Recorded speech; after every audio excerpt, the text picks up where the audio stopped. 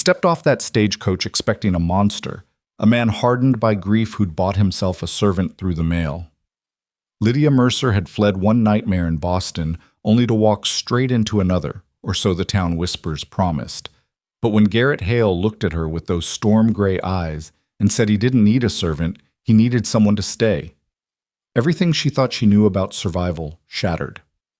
Before we dive into their story, drop a comment telling me what city you're watching from. I love seeing how far these tales travel.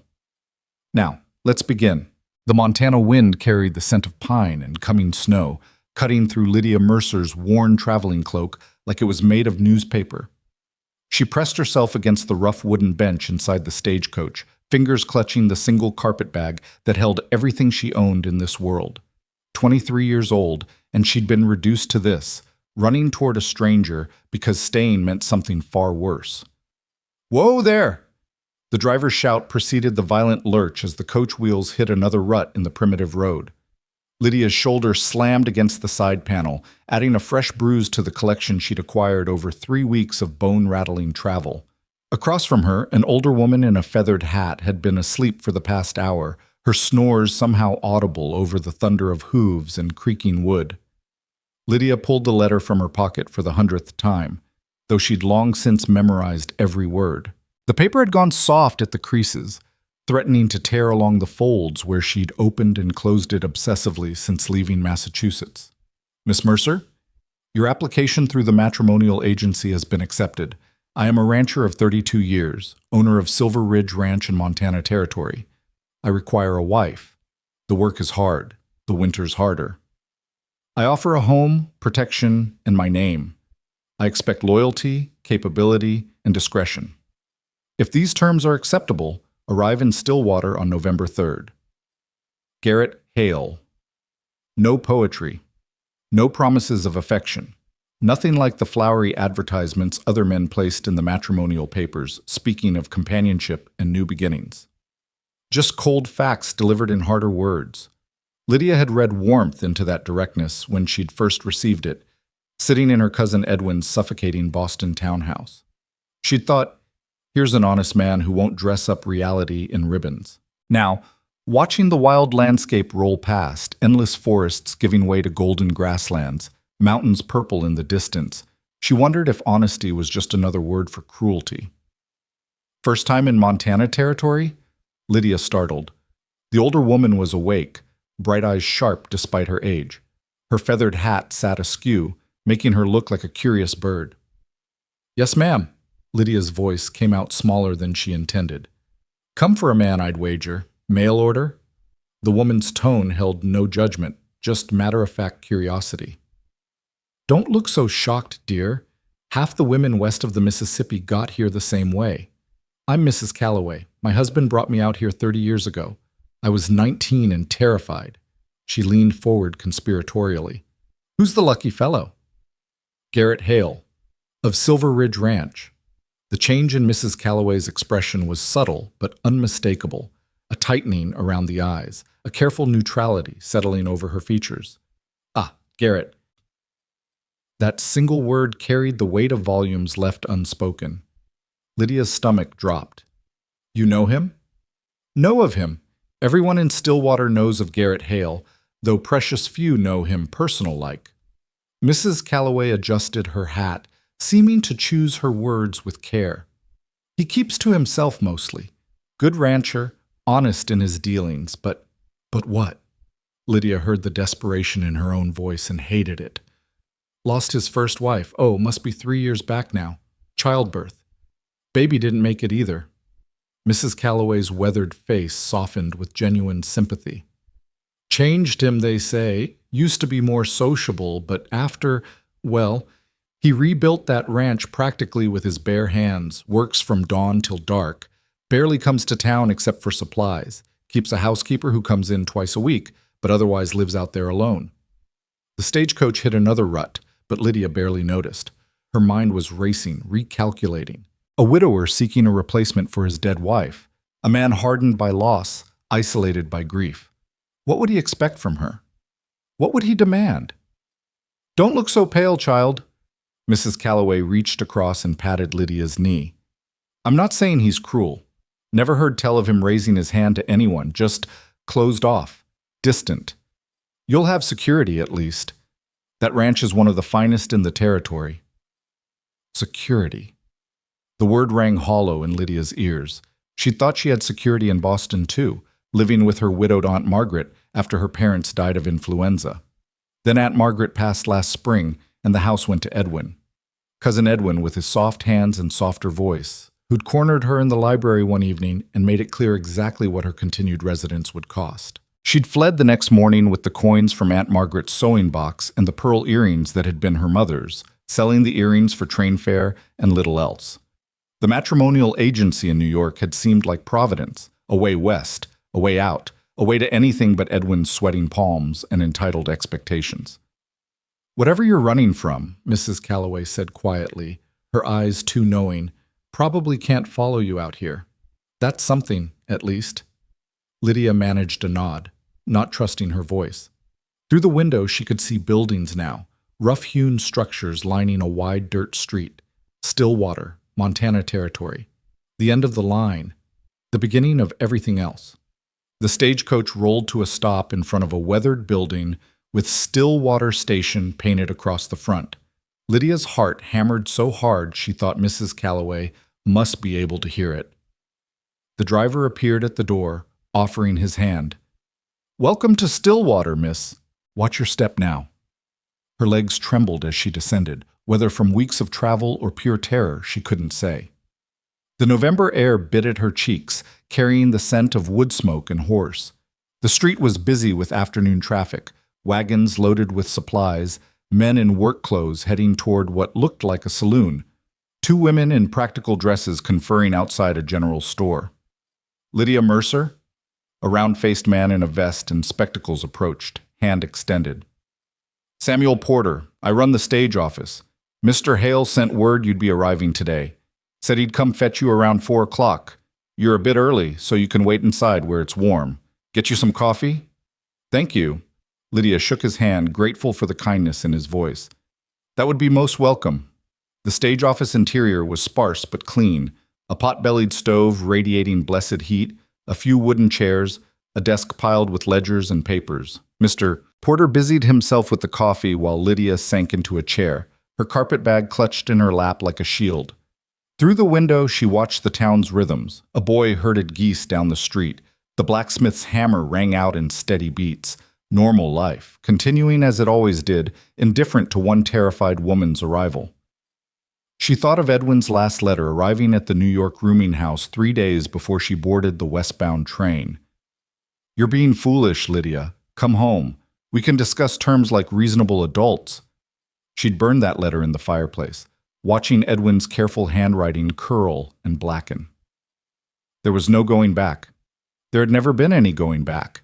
Not from the moment he touched her with those presumptuous hands. "Here you go."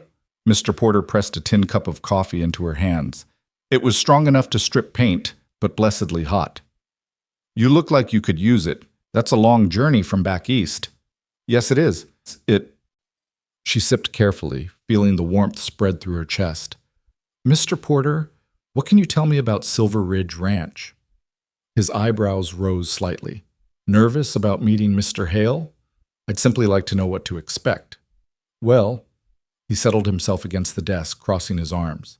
"Silver Ridge is about 8 miles northwest of town, up in the foothills. Beautiful property, grazing land, timber, good water from the creek that runs through it. Garrett's got maybe 50 head of cattle, some horses, does most of the work himself, though he hires hands for roundup and branding." "Is he," Lydia searched for the right word, "fair as an employer?" "Absolutely. Pays on time, treats his workers square. Doesn't tolerate drinking on the job or laziness, but he works harder than any man he employs, so nobody grumbles much." Mr. Porter's expression grew more serious. "Look, I know you've probably heard about his wife, about what happened." Mrs. Calloway mentioned it. Catherine was her name, sweet woman. Everybody liked her. When she died, he shook his head. Garrett took it hard, real hard. Didn't speak to anyone for months except when necessary. Threw himself into the ranch work like a man possessed. We all thought he'd drink himself to death or work himself into the grave, but he just kept going, kept surviving. Does he... Lydia's voice dropped to barely a whisper. Does he have a temper? Understanding flashed across Mr. Porter's face, followed by a gentleness that made Lydia's throat tight. No, ma'am. I've never seen Garrett Hale raise his voice in anger, let alone his hand. He's stern, yes, not much for smiling or small talk. But violent? No. If that's what you're worried about, you can set your mind at ease on that score. Relief flooded through her, so intense it was almost painful. Not a monster, then. Just a man, a broken, grieving man who needed... What? A housekeeper? A companion? A replacement for what he'd lost? The clock on the wall ticked toward 4.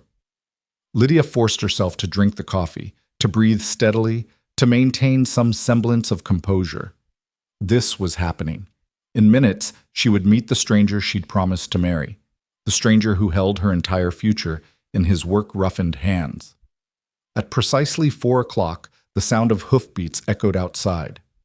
Heavy, measured footsteps approached the door. Lydia stood, her legs threatening to buckle, her hands gripping her carpetbag so tightly her knuckles went white.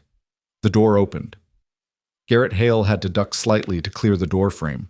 He was tall, easily over 6 feet, with broad shoulders that spoke of years of physical labor. His face was weathered by wind and sun, all hard planes and sharp angles beneath a few days' worth of dark beard. He wore simple clothes, denim pants, a heavy coat, scuffed boots, a wide-brimmed hat that shadowed eyes the color of storm clouds. Maybe 32, as his letter claimed, but he carried himself with the wary stillness of someone much older. Those gray eyes found her immediately, and Lydia felt the weight of his assessment. Not leering like Edwin's gaze had been. This was different, careful, measuring, looking for something she couldn't name. Miss Mercer. His voice was deep, rough from disuse. Not unkind, but not warm either, neutral as winter stone. Mr. Hale. She was proud that her voice didn't shake. I've arrived as you requested. So I see. He nodded to Mr. Porter. Sam, appreciate you looking after her. Of course, Garrett. Her trunk's already loaded on your wagon outside. For a long moment, Garrett simply stood there, looking at her. Lydia fought the urge to fidget, to explain herself, to fill the silence with nervous chatter. His face gave away nothing. No pleasure, no disappointment, no reaction at all. Just that steady, unreadable gaze. Then his eyes shifted to her hands, still clutching the carpetbag, and something flickered across his expression, gone before she could identify it. Storm's coming, he said finally, turning toward the door. Let's get you home safe. Home. The word should have been comforting, but it hung in the air between them, strange and hollow. Lydia glanced at Mr. Porter, who gave her an encouraging nod. No choice now, but forward. Outside, a sturdy wagon waited, pulled by 2 dappled horses. Her trunk, small, battered, embarrassingly shabby, sat in the back. Garrett moved to the passenger side and extended his hand to help her up. His palm was calloused, warm despite the cold air. The grip was careful, neither too tight nor too loose. The touch of a man accustomed to handling delicate things, newborn foals perhaps, or fence wire that might snap under too much pressure. He released her the instant she was settled on the bench seat, then walked around to climb up beside her. The streets of Stillwater fell away behind them as they headed northwest. True to his word, dark clouds were gathering on the horizon, pregnant with snow.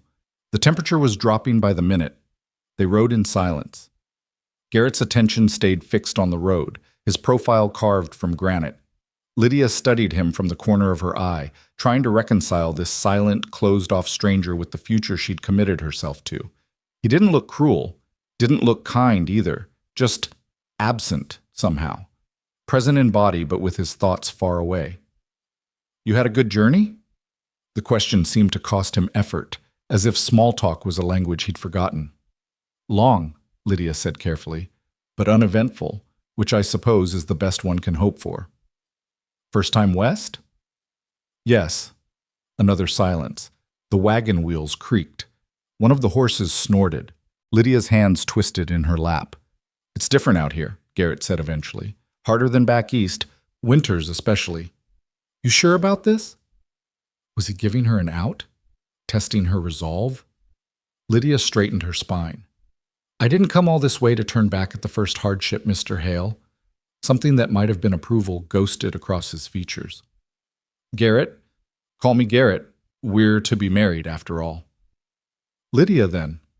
She dared a glance at his face. When did you want to have the ceremony? Figured end of the week. Give you time to settle in. Make sure you still want to go through with it. Reverend Morrison can do it Saturday if that suits. If she still wanted to go through with it, as if she had alternatives, as if she could waltz back to Boston and politely decline Edwin's attentions. But Garrett didn't know that, couldn't know the desperation that had driven her here. Better to keep it that way. Saturday would be fine, she said. The landscape opened up before them, rolling grassland dotted with stands of pine, mountains rising in the distance like sleeping giants. It was beautiful in a wild, untamed way that made Boston's manicured gardens seem suffocating in retrospect. Space, room to breathe, horizon that stretched forever. There, Garrett pointed ahead. Silver Ridge. The ranch buildings came into view as they crested a rise. A main house, 2 stories, built from logs that had weathered to silver gray. A large barn, corrals, a few outbuildings, modest but well-maintained, everything neat and purposeful.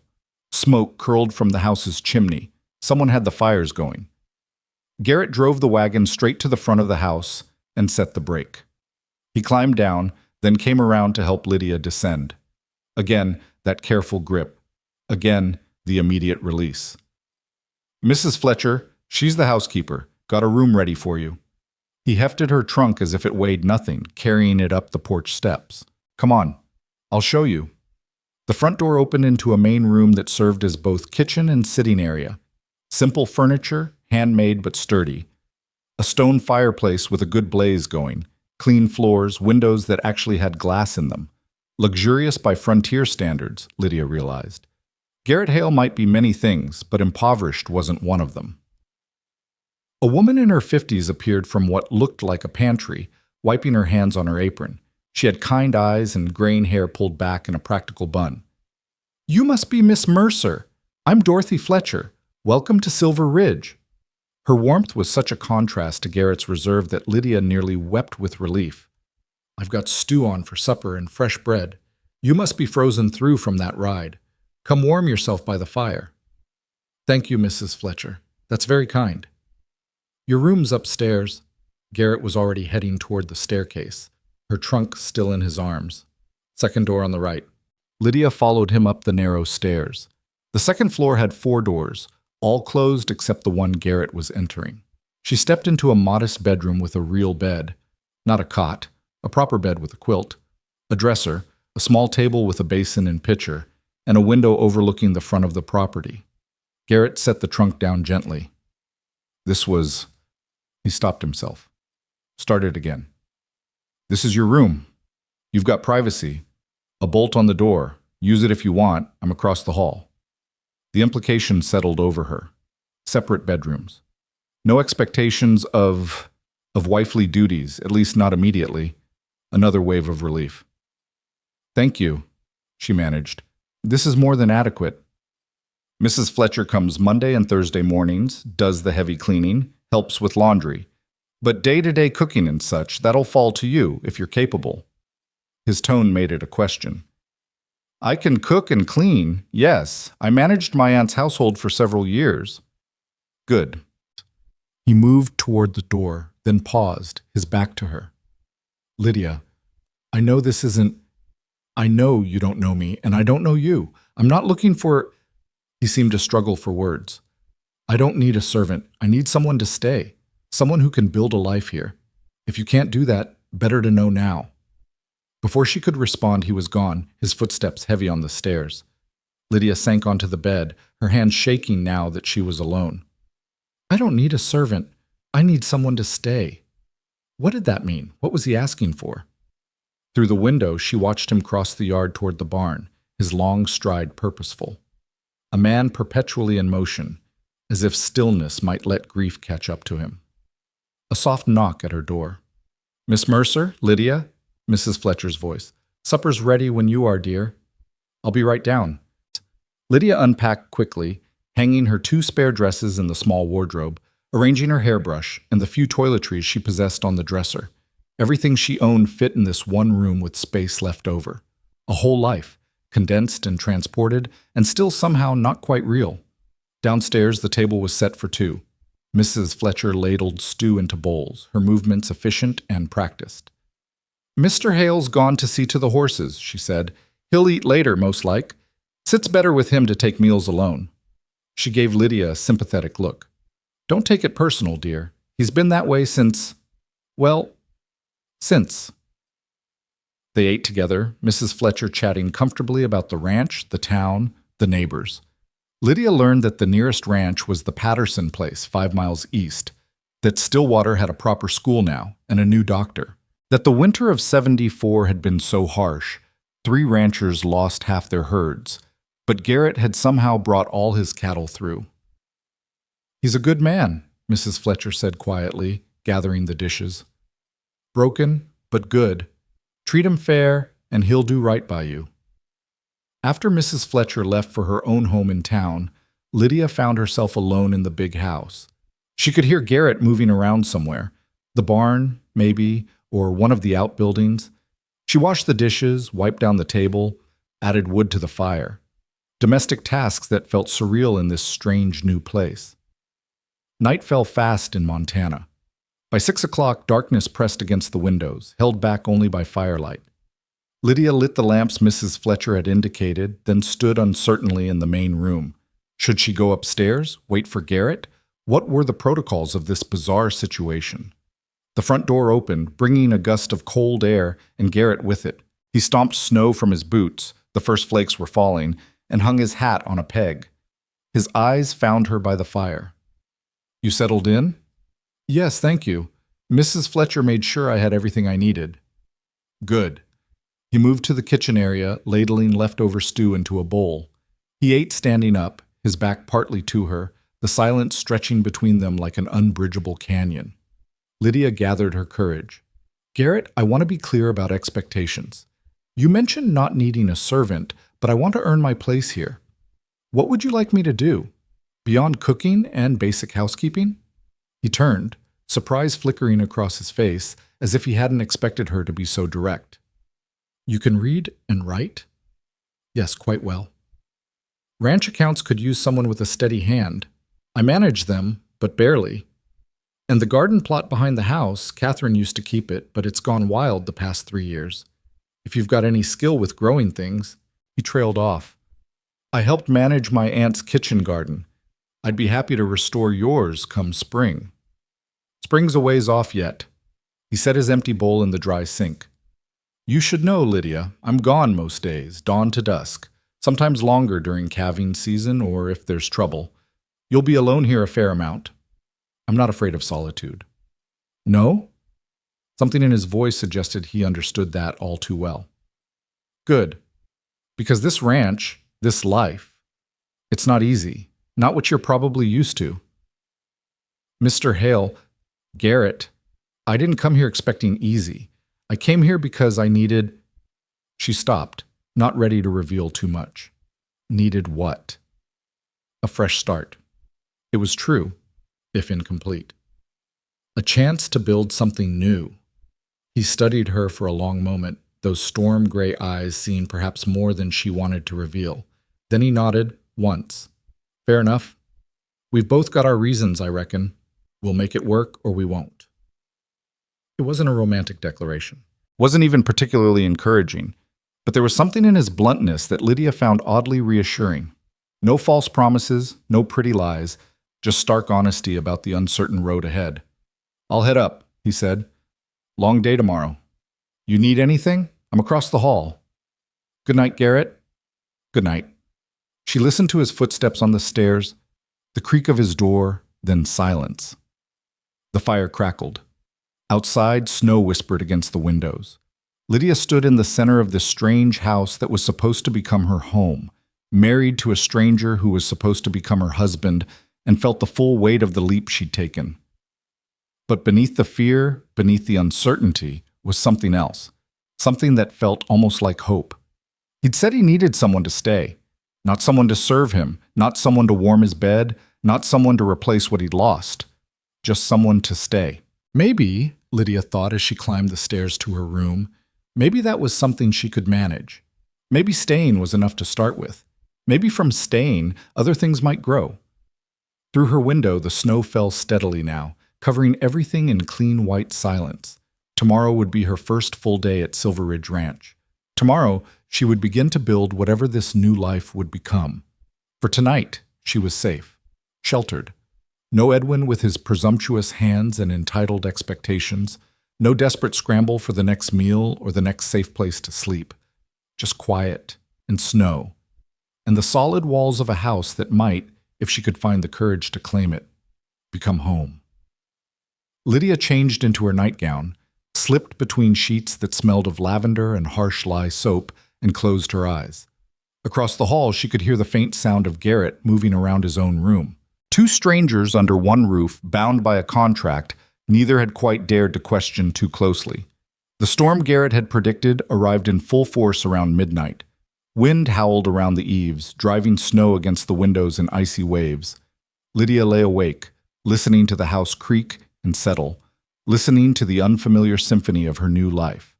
And somewhere in the darkness, she heard Garrett's door open and his footsteps on the stairs, heading down to check the fires, to make sure the house stayed warm through the night, making sure she stayed safe. I need someone to stay. Lydia pulled the quilt closer, and for the first time in weeks, felt something almost like peace. Morning arrived with pale sunlight cutting through the snow clouds, illuminating a world transformed. Lydia woke to the sound of someone moving around downstairs, methodical, purposeful sounds of a fire being stoked, water being poured. She dressed quickly in the cold room, her breath misting in the air, and descended to find Garrett already gone and coffee sitting warm on the stove. A note lay on the table in rough, practical handwriting. Gone to check the herd, back by noon. Help yourself to whatever you need. Lydia poured coffee and stood at the window, watching the sun climb over mountains she couldn't have named. 8 inches of fresh snow blanketed everything, softening the hard edges of fence posts and outbuildings. Beautiful and merciless all at once, this land that would be hers if she could prove herself worthy of it. She spent the morning exploring the house with the careful attention of someone taking inventory of a new battlefield. The main floor held the kitchen and sitting area she'd seen last night, plus a small office tucked behind the stairs, Garrett's domain clearly, with ledgers stacked on a battered desk and maps tacked to the walls. She didn't linger there, sensing it was private territory. Upstairs, besides her room and Garrett's, were 2 other doors. One opened to a simple washroom with a copper tub. Luxury indeed for a ranch house. The other door was closed, and when Lydia tried the handle, she found it locked. She was back in the kitchen, elbow-deep in bread dough she'd mixed from supplies in the well-stocked pantry, when Garrett returned.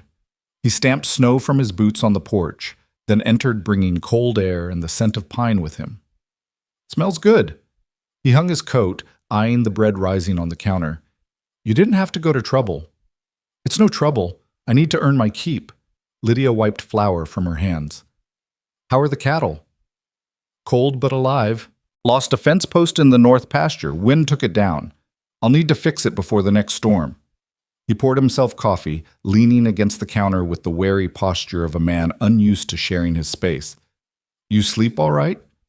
"Well enough, thank you. The bed is very comfortable." "Good." He drank his coffee in silence, watching her work the dough. The silence stretched, but it felt different from last night, less hostile, more uncertain. 2 people learning the shape of each other's presence. "Garrett," Lydia said carefully, "there's a locked room upstairs. I wasn't prying, but I noticed it while I was—" "The nursery." His voice went flat. "It stays locked." The finality in his tone killed any follow-up questions. Lydia nodded, returning her attention to the bread. So that was where he kept his grief, sealed behind a locked door like something that might escape if given the chance. "Mrs. Fletcher mentioned you manage the ranch accounts," she said, changing subjects. "If you'd like, I could look at them. My aunt was quite particular about bookkeeping, and she trained me well." Garrett's expression shifted. Surprise, maybe, or suspicion. "You know figures?" "I do. I managed her household budget for 5 years, kept all the records for her charitable donations, reconciled the banking statements. Lydia met his eyes steadily. I'm not just a pair of hands for cooking and cleaning, Garrett. I have skills that might actually be useful to you. Something flickered across his face. Interest, perhaps, or reassessment. The ledgers are in the office. They're a mess, I'll warn you. Numbers aren't my strength. Show me. He led her to the small office, pulling out a stack of ledgers that did indeed appear chaotic. Entries in different hands, some in pencil, some in ink, dates out of order, calculations squeezed into margins. Lydia flipped through the most recent one, wincing at the disorganization. I buy cattle in spring, sell in fall, Garrett explained, sounding almost embarrassed. Pay the hands weekly during busy season, monthly otherwise. Got expenses for feed, equipment, repairs. Income from the sales minus what the bank takes for the loan. It all works out somehow, but damned if I can ever make the numbers sit pretty on the page. You have a loan on the ranch? Northern Ridge, bought that parcel 3 years ago, right before he stopped. Borrowed from Rocky Mountain Bank to finance it. Bernard Clay holds the note. I've been paying it down steady, but it'll be another 2 years before it's clear. Lydia made a mental note of the name. May I try to organize these? I could create a proper accounting system, make it easier to track everything. If you think you can make sense of it, be my guest. He sounded doubtful, but not dismissive. Just don't spend all your time on it. There's plenty other work needs doing. I can manage both. She ran her fingers over the ledger pages, already seeing how she might reorganize them. Garrett, I want to be clear about something. I know this arrangement isn't conventional, but I intend to be a partner here, not a burden. Whatever needs doing, I can learn. He studied her for a long moment, those storm-gray eyes searching her face. You're not what I expected. What did you expect? Someone quieter, more timid. The letter you sent to the agency, it was... He trailed off. Desperate? Lydia supplied, her chin lifting. It was. I won't lie about that. But desperation doesn't mean incompetence. No, he agreed slowly. I suppose it doesn't? He moved toward the door, then paused. Lydia, about Saturday. The wedding. If you're having second thoughts, I'm not. You should be. His voice carried an edge of something dark. You don't know me. Don't know what you're getting into. This ranch, it's isolated, hard, and I'm not easy to live with. Haven't been, not since Catherine. There it was, his dead wife's name, spoken aloud for the first time. Lydia saw the way he braced himself after saying it, as if the word itself had weight enough to crush him. I'm not Catherine, Lydia said quietly. I'm not trying to be her, and I'm not asking you to forget her. I'm just asking for a chance to build something new here, whatever that looks like. Garrett's jaw worked like he was chewing on words he couldn't quite spit out. Finally, he just nodded. Saturday, then. I'll ride into town Friday, arrange things with Reverend Morrison. After he left, Lydia sat at the desk surrounded by chaotic ledgers and felt the weight of what she'd committed to settling over her shoulders. A broken man. An isolated ranch. A ghost she could never replace nor compete with. What had she been thinking? But then she remembered Edwin's hands on her waist, his breath on her neck, the trapped feeling of that Boston townhouse closing in around her. No, this was better. This was a choice she'd made, not a cage she'd been born into. She pulled the top ledger toward her and began to work. The days developed a rhythm. Garrett rose before dawn and disappeared into ranch work until dusk or later. Lydia kept the house, cooked meals that Garrett ate quickly and often alone, and spent hours organizing the catastrophic bookkeeping system. She discovered he was better off financially than his modest lifestyle suggested. The ranch turned a profit, the debt was manageable, and he had savings tucked away. He just had no idea how to track any of it properly.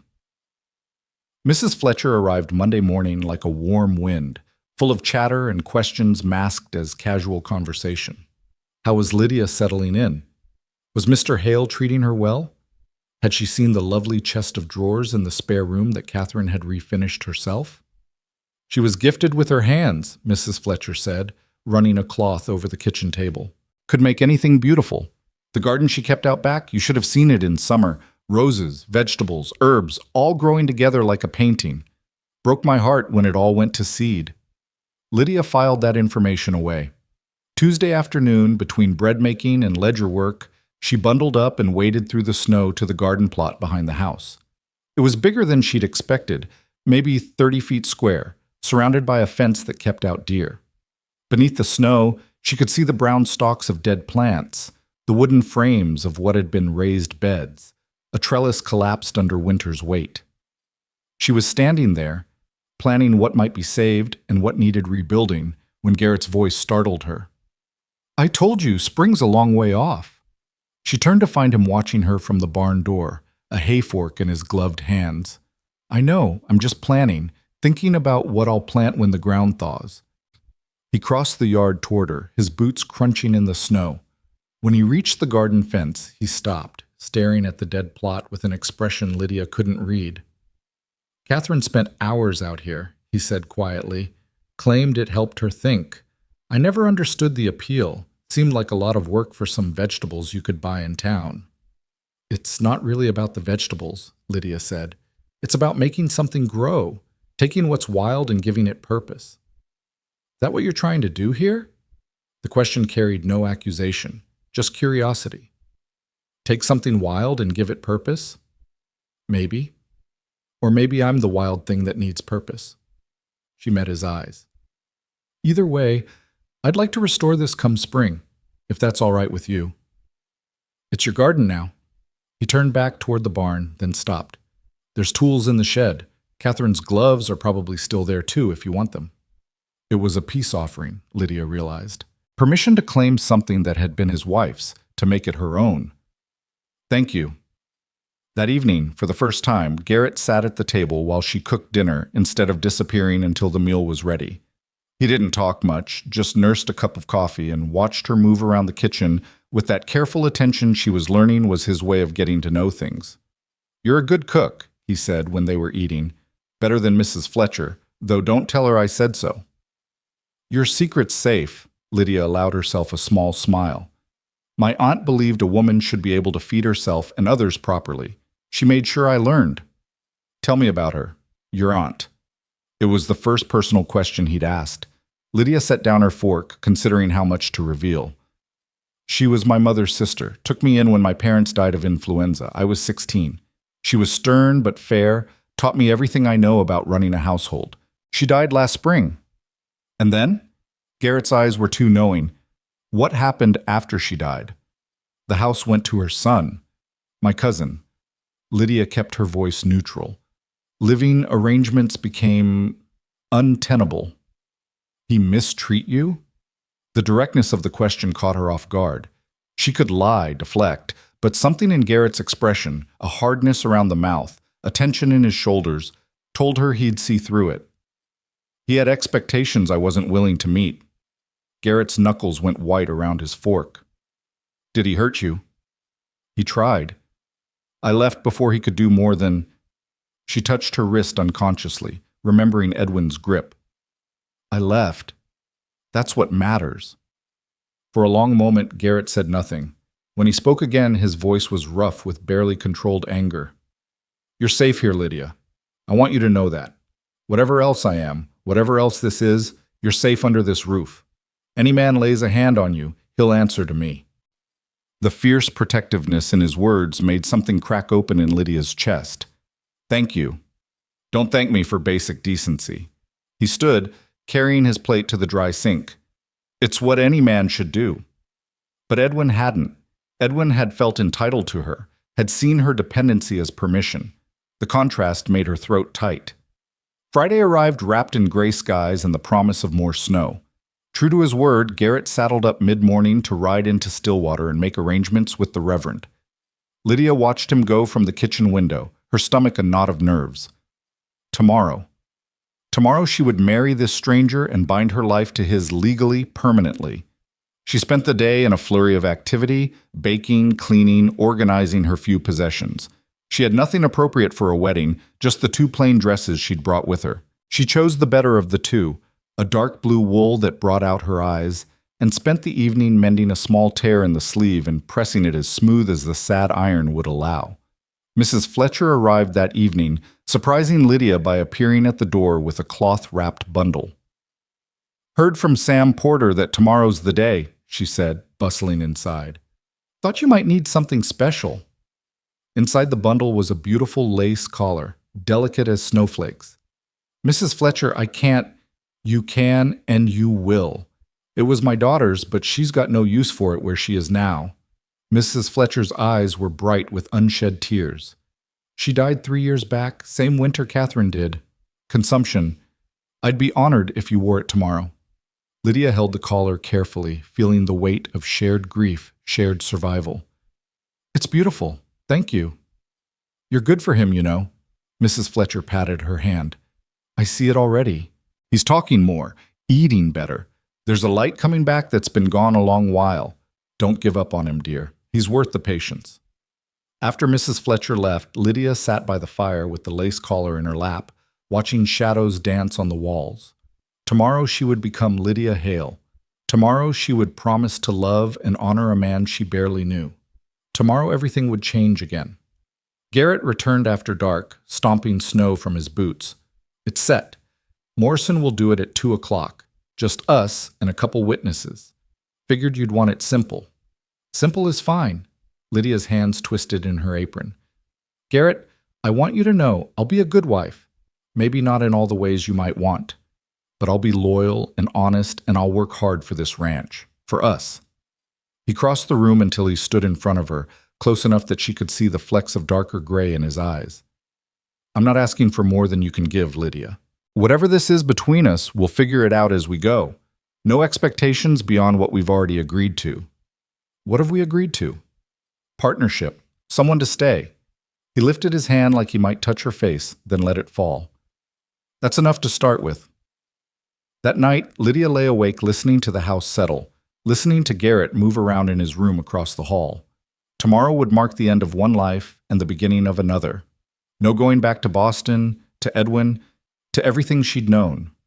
Only forward, into this strange new world with this strange, damaged man who'd offered her shelter when she had nowhere else to go. She must have slept eventually because she woke to sunlight and the smell of coffee. Her wedding day. Lydia rose and dressed carefully, pinning the lace collar to her blue dress, arranging her hair as neatly as her shaking hands would allow. When she looked in the small mirror, a stranger stared back, pale, serious, terrified. Downstairs, Garrett was already dressed in what must be his Sunday clothes. Clean denim pants, a pressed shirt, a vest she hadn't seen before. He'd shaved, revealing the strong line of his jaw, and his hair was combed back though it fought the order. He looked almost handsome when he wasn't scowling. "You look nice," he said gruffly. "So do you." The ride to Stillwater passed in tense silence. The day was cold but clear, sunlight glittering off yesterday's snow. Other wagons appeared on the road as they neared town. Saturday brought folks in for supplies and socializing. Lydia saw curious stares, whispered conversations behind gloved hands. The mail-order bride and the widower. What a story they must make. The church was a simple wooden structure with a crooked steeple. Reverend Morrison met them at the door, a kindly man with white hair and laugh lines around his eyes. Mr. Porter was there to serve as witness, along with a woman Lydia didn't recognize who introduced herself as the Reverend's wife. "Shall we begin?" Reverend Morrison gestured them to stand before the plain wooden altar. The ceremony was brief, almost businesslike. The familiar words, love, honor, cherish, until death, felt surreal spoken in this frontier church, binding her to this near stranger.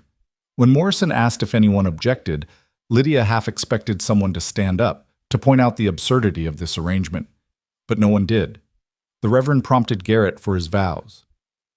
"I do." His voice was steady, his eyes on hers. Then it was Lydia's turn. 2 words that would change everything. "I do. By the power vested in me by Montana Territory, I now pronounce you husband and wife. Garrett, you may kiss your bride." Garrett hesitated, clearly not having considered this moment. Lydia saw the uncertainty in his eyes, the question. She gave a tiny nod. He leaned in and pressed his lips to hers. Brief, chaste, but warm.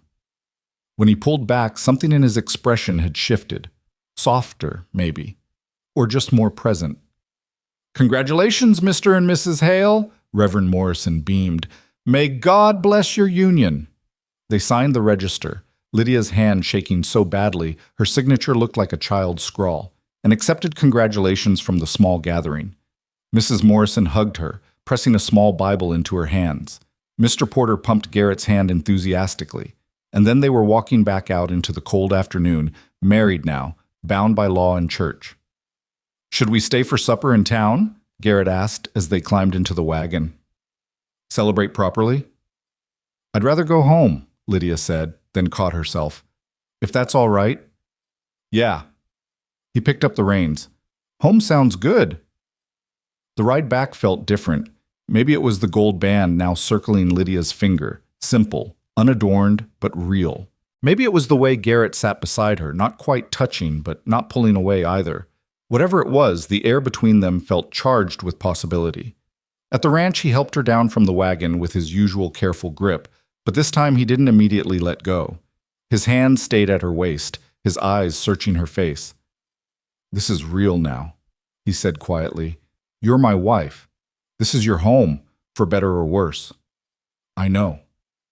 I meant what I said before. No expectations beyond what we agreed. We'll take this at whatever pace feels right. Lydia nodded, grateful for his patience, even as part of her wondered if he was simply that uninterested in her. But no, she'd seen the way he looked at her sometimes when he thought she wasn't watching. Interest was there, buried under grief and caution, but present nonetheless. That evening they sat together by the fire, the first time they'd simply existed in the same space without work as a buffer. Garrett pulled out a piece of leather and a knife, working on what looked like a new belt, while Lydia mended one of his shirts that had torn at the shoulder. Can I ask you something? Lydia said into the comfortable silence. Go ahead. The locked room, the nursery. Will you ever open it? His hand stilled on the leather. For a long moment, she thought he wouldn't answer. Then, I don't know. Some days I think I should clear it out, move on proper. Other days I can't even look at the door without... He swallowed hard. She was so excited about that baby. Spent months getting everything perfect, and then it all went wrong so fast. What happened? Lydia asked gently. If you want to tell me. Garrett set down his work, staring into the fire. Labor went on too long. Doc Peters did everything he could, but the baby was positioned wrong, and Catherine, she bled too much. Lost them both within an hour of each other. His voice cracked. I held my son for maybe 5 minutes before he stopped breathing. Never even got to name him proper. Lydia's eyes burned with tears. I'm so sorry, Garrett. I failed them. The words came out raw. I was supposed to protect them, provide for them, and I couldn't do the one thing that mattered. That's not failure. That's tragedy. There's a difference. He looked at her sharply. Is there? Yes? Lydia set aside her mending and moved to sit beside him on the settee. Failure is when you have control and choose wrong. Tragedy is when the world takes choice away from you entirely. You didn't fail them, Garrett. Life just broke wrong. His shoulders shook once, violently, and then he was crying, harsh, gasping sobs that sounded torn from somewhere deep and damaged. Lydia did the only thing she could think of. She put her arms around him and held on. He clung to her like a drowning man, his face pressed against her shoulder, 3 years of grief finally breaking free. She stroked his hair and murmured wordless comfort, letting him shatter because sometimes shattering was the only way to start healing. When the storm finally passed, he pulled back, roughly wiping his eyes. Sorry, Christ, I didn't mean to. Don't apologize for being human. Lydia cupped his face, forcing him to meet her eyes. You've been holding that in too long. It needed out. You must think I'm weak. I think you're strong enough to grieve, which is harder than people realize. She let her hands fall. Thank you for trusting me with this. Something shifted in his expression. Walls coming down, maybe, or just a door opening a crack. You're not what I expected, he said again, but this time it sounded like praise. Neither are you. They sat there as the fire burned low, not quite touching, but not separate either. When Garrett finally stood to bank the coals for the night, he paused beside her chair. Lydia, I know we said separate rooms, but if you ever wanted, If you ever felt ready for something more, you just have to say, I won't push, but I won't pretend I don't want. He stopped, seeming to struggle with the words. I'm attracted to you, just want you to know that. But there's no rush, we've got time. Heat flooded Lydia's cheeks. Thank you for being honest. I'll keep that in mind. That night, lying in her own bed with her wedding band glinting in the moonlight, Lydia thought about the broken man across the hall who'd offered her respect when she'd expected demands, who'd given her space when he could have claimed rights, who'd shown her his deepest wounds and trusted her not to twist the knife. She'd come here expecting a cold arrangement. What she was finding felt dangerously close to something real. Sunday dawned bright and bitterly cold. After breakfast, Garrett surprised her by suggesting they walk the property line together. Want to show you the full extent of what's yours now, he said. Plus, you should know the land in case you ever need to find your way. They bundled up and set out, their breath misting in the frozen air.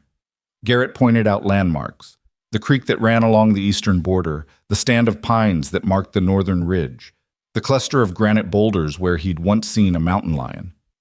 He talked more than she'd ever heard him talk, his love for this land evident in every word. That's the parcel I bought with the loan, he said, indicating the rolling grassland to the north. Best grazing in the territory. That's what Bernard Clay wants. The railroad's planning a route through here, and that land would be worth 10 times what I paid. Will you sell? Not a chance. This ranch is my son's legacy, even if he never got to see it.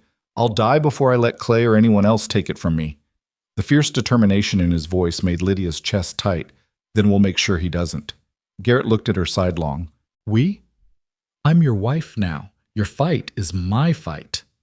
Something like gratitude flickered across his face. Yeah, I suppose it is.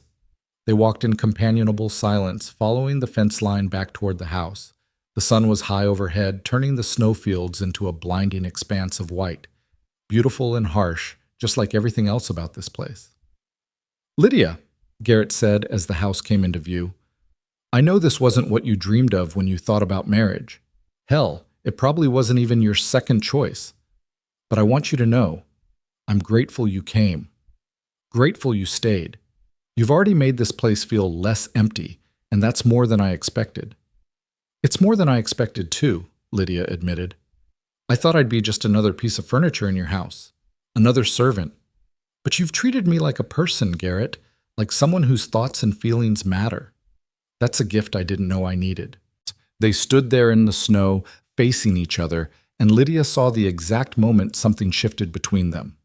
Not love, not yet, but the possibility of it. The recognition that what had started as convenience might become something deeper if they were brave enough to let it. Garrett reached out slowly, giving her time to pull away, and tucked a strand of hair behind her ear. His fingers were cold but gentle, and when he smiled, actually smiled, showing the lines at the corners of his eyes, Lydia felt her heart stutter. Come on, he said.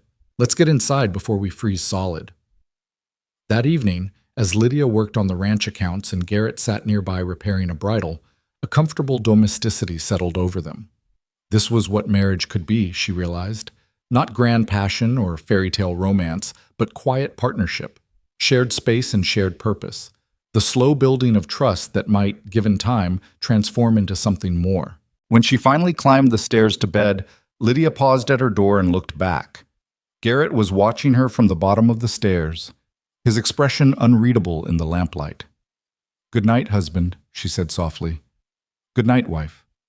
The words felt less strange than they should have. Almost natural. Almost right. Lydia slipped into her room and closed the door, leaning against it with her eyes closed. 1 week. She'd been at Silver Ridge Ranch for 1 week, been married for 1 day, and already her old life felt like something that had happened to someone else. Tomorrow she would start properly organizing the accounts. She would plan the spring garden. She would continue learning the rhythms of ranch life and the contours of her husband's grief. She would build something here, piece by careful piece. Through the wall, she could hear Garrett moving around his room, settling in for the night. And for the first time since leaving Boston, Lydia felt something that might, with careful nurturing, grow into happiness. The fragile piece they'd built shattered on a Tuesday morning in early December when Bernard Clay arrived at Silver Ridge Ranch. Lydia was in the kitchen, up to her elbows in bread dough, when she heard the approaching horses. Through the window she saw 3 riders, a heavy-set man in an expensive coat leading 2 harder-looking men who had the bearing of hired muscle. Garrett was in the barn, and she watched him emerge at the sound of hoofbeats, his posture going rigid when he recognized the visitors. She wiped her hands and moved to the door, stepping out onto the porch despite the cold. Something in her gut told her this was trouble, and she'd learned to trust that instinct. "Hale?" The heavy-set man dismounted with the careful movements of someone unused to physical exertion. He was perhaps 50, with the soft face of a man who'd grown prosperous on other people's labor. "Didn't expect to find you home mid-morning. Thought you'd be out playing cowboy with your cattle." "Clay." Garrett's voice was flat, dangerous. "What do you want?" "Now, is that any way to greet your banker?" Bernard Clay's smile didn't reach his eyes. "Especially when I've ridden all the way out here to discuss business with you. Our business is concluded on the 1st of every month when I make my payment, which I've never missed, in case you're keeping track." "Oh, I'm keeping track, Hale, very close track indeed." Clay's gaze shifted to Lydia, and something oily slid through his expression. "And who's this lovely creature? Don't tell me you finally found yourself a woman willing to endure this godforsaken isolation." Garrett moved slightly, positioning himself between Clay and the porch. "My wife, Mrs. Hale, and she's got work to do, so if you'll state your business—" "Your wife?" Clay's eyebrows rose in theatrical surprise. "Well, congratulations are in order. Though I must say, ma'am, you've married yourself to a man with significant financial obligations. I do hope he's been forthcoming about the debt he carries." Lydia descended the porch steps, refusing to be relegated to the background. "Mr. Hale has been completely transparent about the ranch finances, which I now manage, incidentally. And according to my records, we're current on all loan obligations with 3 months' payments in advance reserve." Clay's expression soured slightly. "A bookkeeper? How industrious. Well, Mrs. Hale, since you're so well versed in your husband's finances, perhaps you can help me make him see reason about my proposal." "What proposal?" Garrett's hands had curled into fists at his sides. "The railroad's coming through, Hale. Montana Central's finalized their route, and it runs right through that northern ridge of yours. They're prepared to make a very generous offer for the land. More than generous, considering what you paid for it. Hell, you could pay off your loan and have enough left over to expand your herd 3-fold. I told you last month and the month before that the land's not for sale." "Don't be a fool," Clay's veneer of pleasantness cracked. "This is progress, Hale. You can't stop it. The railroad's coming whether you cooperate or not. Better to sell now and profit than have them condemn the land and take it anyway." Lydia's mind raced. Eminent domain, she'd read about it in the Boston newspapers, how railroad companies were seizing land across the West with government backing.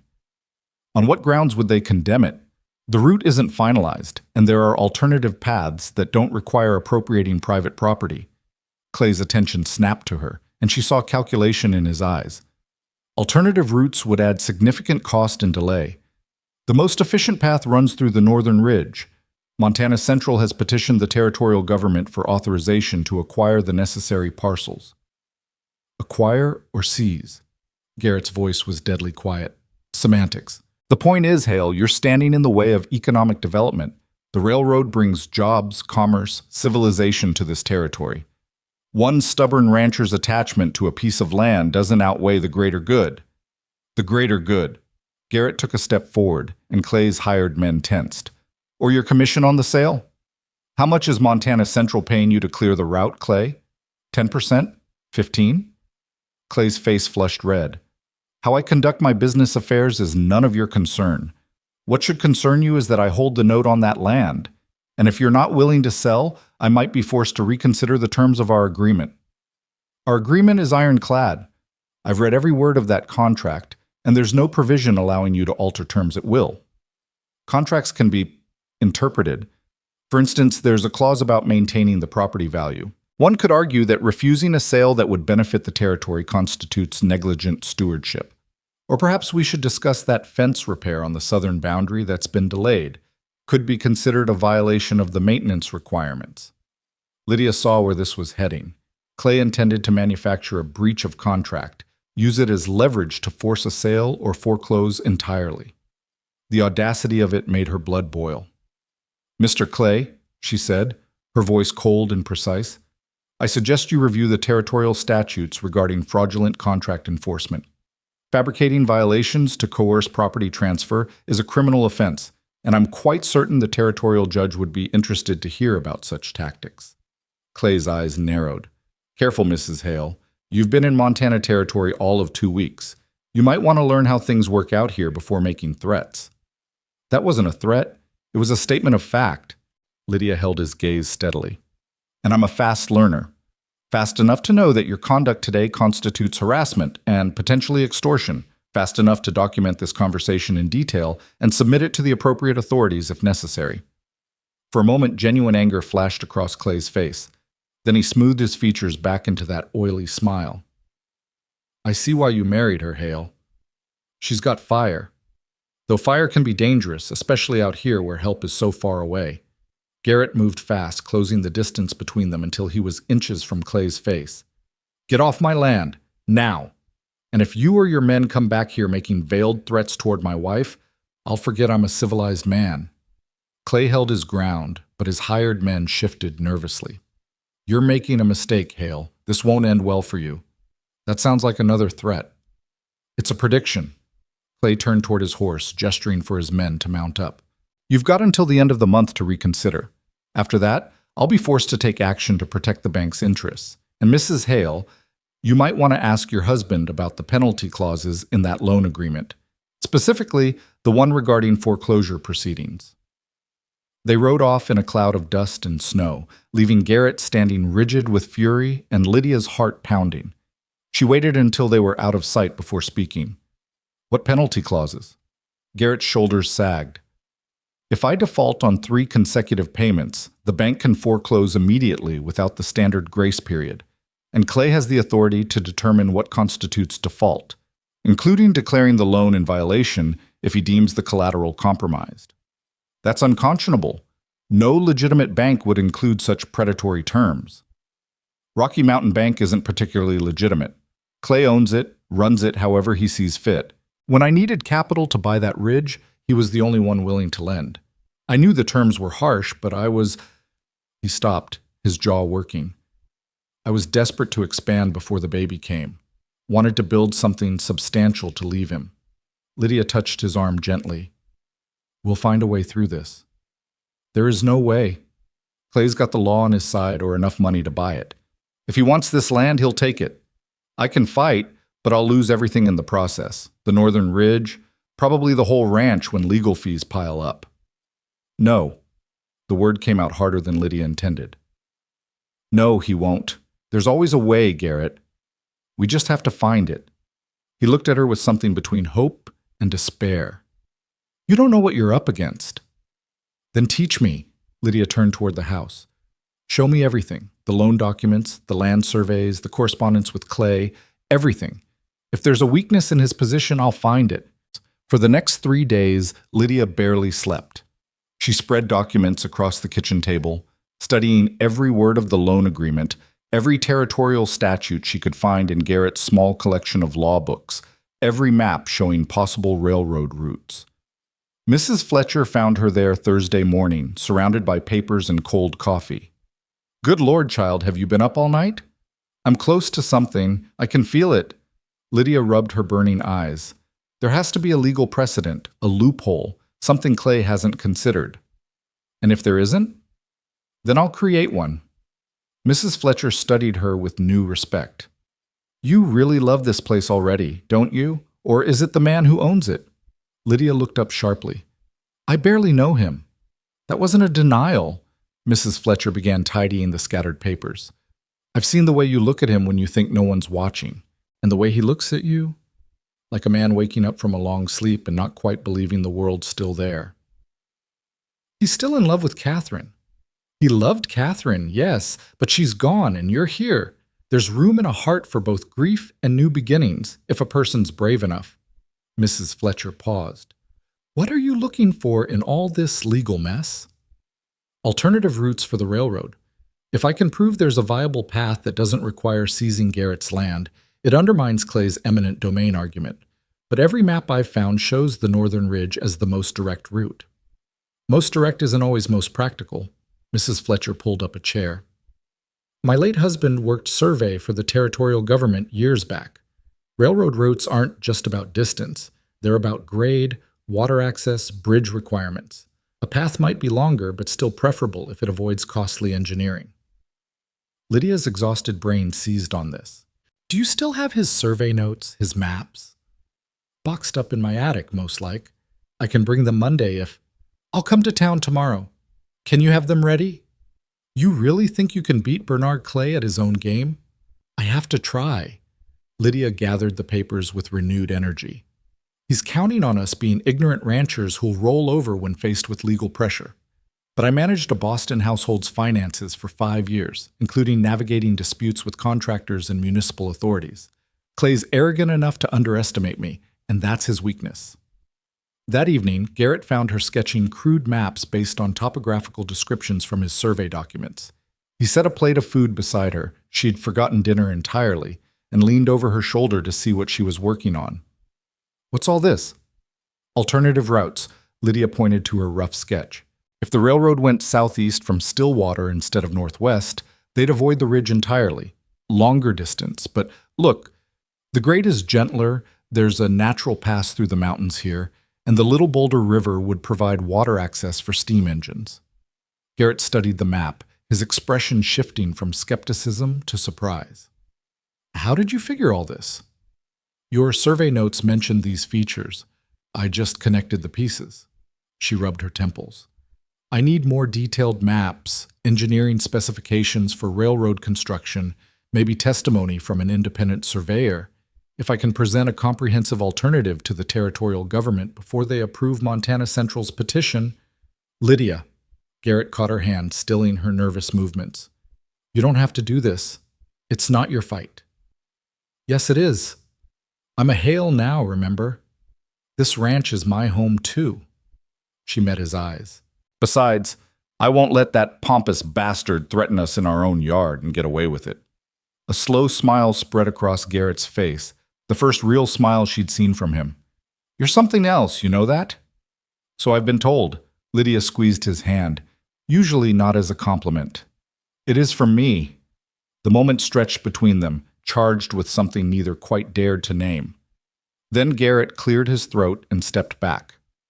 I'll take you to town tomorrow. Mrs. Fletcher's place. Then we'll visit the land office, see what maps they've got on file. And I know a surveyor over in Helena who owes me a favor, might be willing to review your route proposal. Thank you. Don't thank me. You're the one doing all the work. He paused at the doorway. Catherine never cared about the ranch business. Said it was man's work, not her concern. But you've taken to it like you were born to it. After he left, Lydia sat staring at the maps, his words echoing in her mind. She wasn't trying to be Catherine, wasn't trying to replace her. But maybe that was the point. Maybe what Garrett needed wasn't a replacement, but something entirely different. Someone who'd stand beside him and fight instead of staying safely in the domestic sphere. Friday brought them to Stillwater in the wagon, the December wind cutting like knives. Mrs. Fletcher had 3 boxes of her late husband's survey materials ready, and Lydia spent 2 hours in the woman's warm kitchen poring through faded maps and technical notes while Garrett handled business at the general store. This is exactly what I needed. Lydia carefully refolded a topographical map showing elevation changes across the territory. Look, the southeastern route I sketched has a maximum grade of 3%, well within railroad specifications. Clay's route through the northern ridge would require blasting through solid granite here and building a trestle bridge across this ravine. The cost difference would be enormous. Can you prove all that to the territorial authorities? I can try. I'll need time to compile a formal report, documentation, maybe technical drawings. Lydia's mind raced. The petition hearing is scheduled for December 28th in Helena, according to the notice Garrett received. That gives us 3 weeks to build an airtight case. Mrs. Fletcher's expression was troubled. Bernard Clay won't take kindly to you interfering with his railroad deal. I don't much care what Bernard Clay takes kindly to.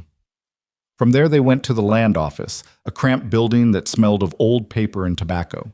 The clerk, a nervous young man named Timothy, seemed both surprised and flustered by Lydia's detailed questions about survey maps and territorial acquisition procedures. "I can show you the filed maps, Mrs. Haley, but I can't let you take them. Regulations." "Can I copy them?" "I suppose, if you've got paper and pencil." For the next hour, Lydia meticulously copied every relevant map section while Garrett watched with barely concealed amusement. Timothy hovered anxiously, clearly unused to women taking such interest in land affairs. "Your wife's quite dedicated," he said to Garrett in a low voice, as if Lydia couldn't hear. "She's formidable," Garrett agreed, and the pride in his voice made Lydia's chest warm. As she worked, the office door opened and Bernard Clay walked in. His expression when he saw them went from surprise to anger to calculating neutrality in rapid succession. "Well, well, the Hales. Still tilting at windmills, I see." Lydia didn't look up from her copying. "Just exercising our right to review public records, Mr. Clay. Surely you don't object to citizens being informed about matters that affect their property." "Inform yourselves all you want. Won't change the outcome."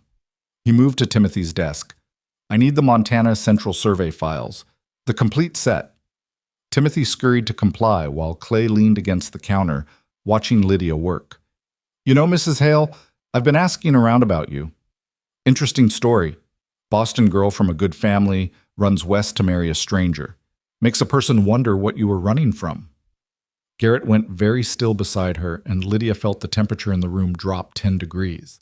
She set down her pencil carefully. "My past is none of your concern, Mr. Clay."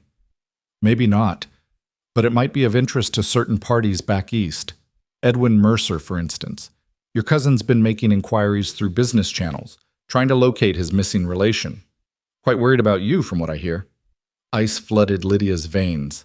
Edwin was looking for her. Of course he was. His pride wouldn't allow her to simply vanish without consequence. And Clay, that bastard, was threatening to expose her location. "That," Garrett said quietly, "sounds remarkably like blackmail." "Blackmail?" Clay's eyebrows rose in mock innocence. "I'm simply suggesting that Mrs. Hale might want to reconsider her opposition to progress. Be a shame if her cousin learned she was out here, especially given his concerns about her mental state and financial judgment." "My mental state is perfectly sound, and my financial judgment is better than yours if you think threatening me will work." Lydia stood, gathering her copied maps. "Tell Edwin Mercer whatever you like. I'm married now, legally beyond his reach or authority. And if you persist in this harassment, I'll file formal complaints with both the Territorial Marshal and the Banking Commission." "The Banking Commission?" Clay laughed. "Sweetheart, I have dinner with the Commission chairman monthly. Then I'll write to the federal authorities in Washington. Corruption in territorial banking systems is a matter of congressional oversight, particularly when it involves railroad development and public land." Lydia held his gaze steadily. "I may be new to Montana, Mr. Clay, but I'm not ignorant, and I don't scare easily." For a long moment, Clay simply stared at her. Then he turned to Timothy. "Those files, now." As he left with his documents, Garrett touched Lydia's elbow gently. "You all right?" "Fine." Her hands were shaking, but her voice stayed steady. "Let's get these maps home. I have work to do." The ride back to the ranch was tense. Garrett kept glancing at her, clearly wanting to ask about Edwin, but respecting her silence. Finally, as Silver Ridge came into view, Lydia spoke. "He tried to force himself on me. Edwin, after my aunt died and I had nowhere else to go, he said I owed him, for room and board, for family charity. Said no one else would want damaged goods like me." Her voice was flat, emotionless.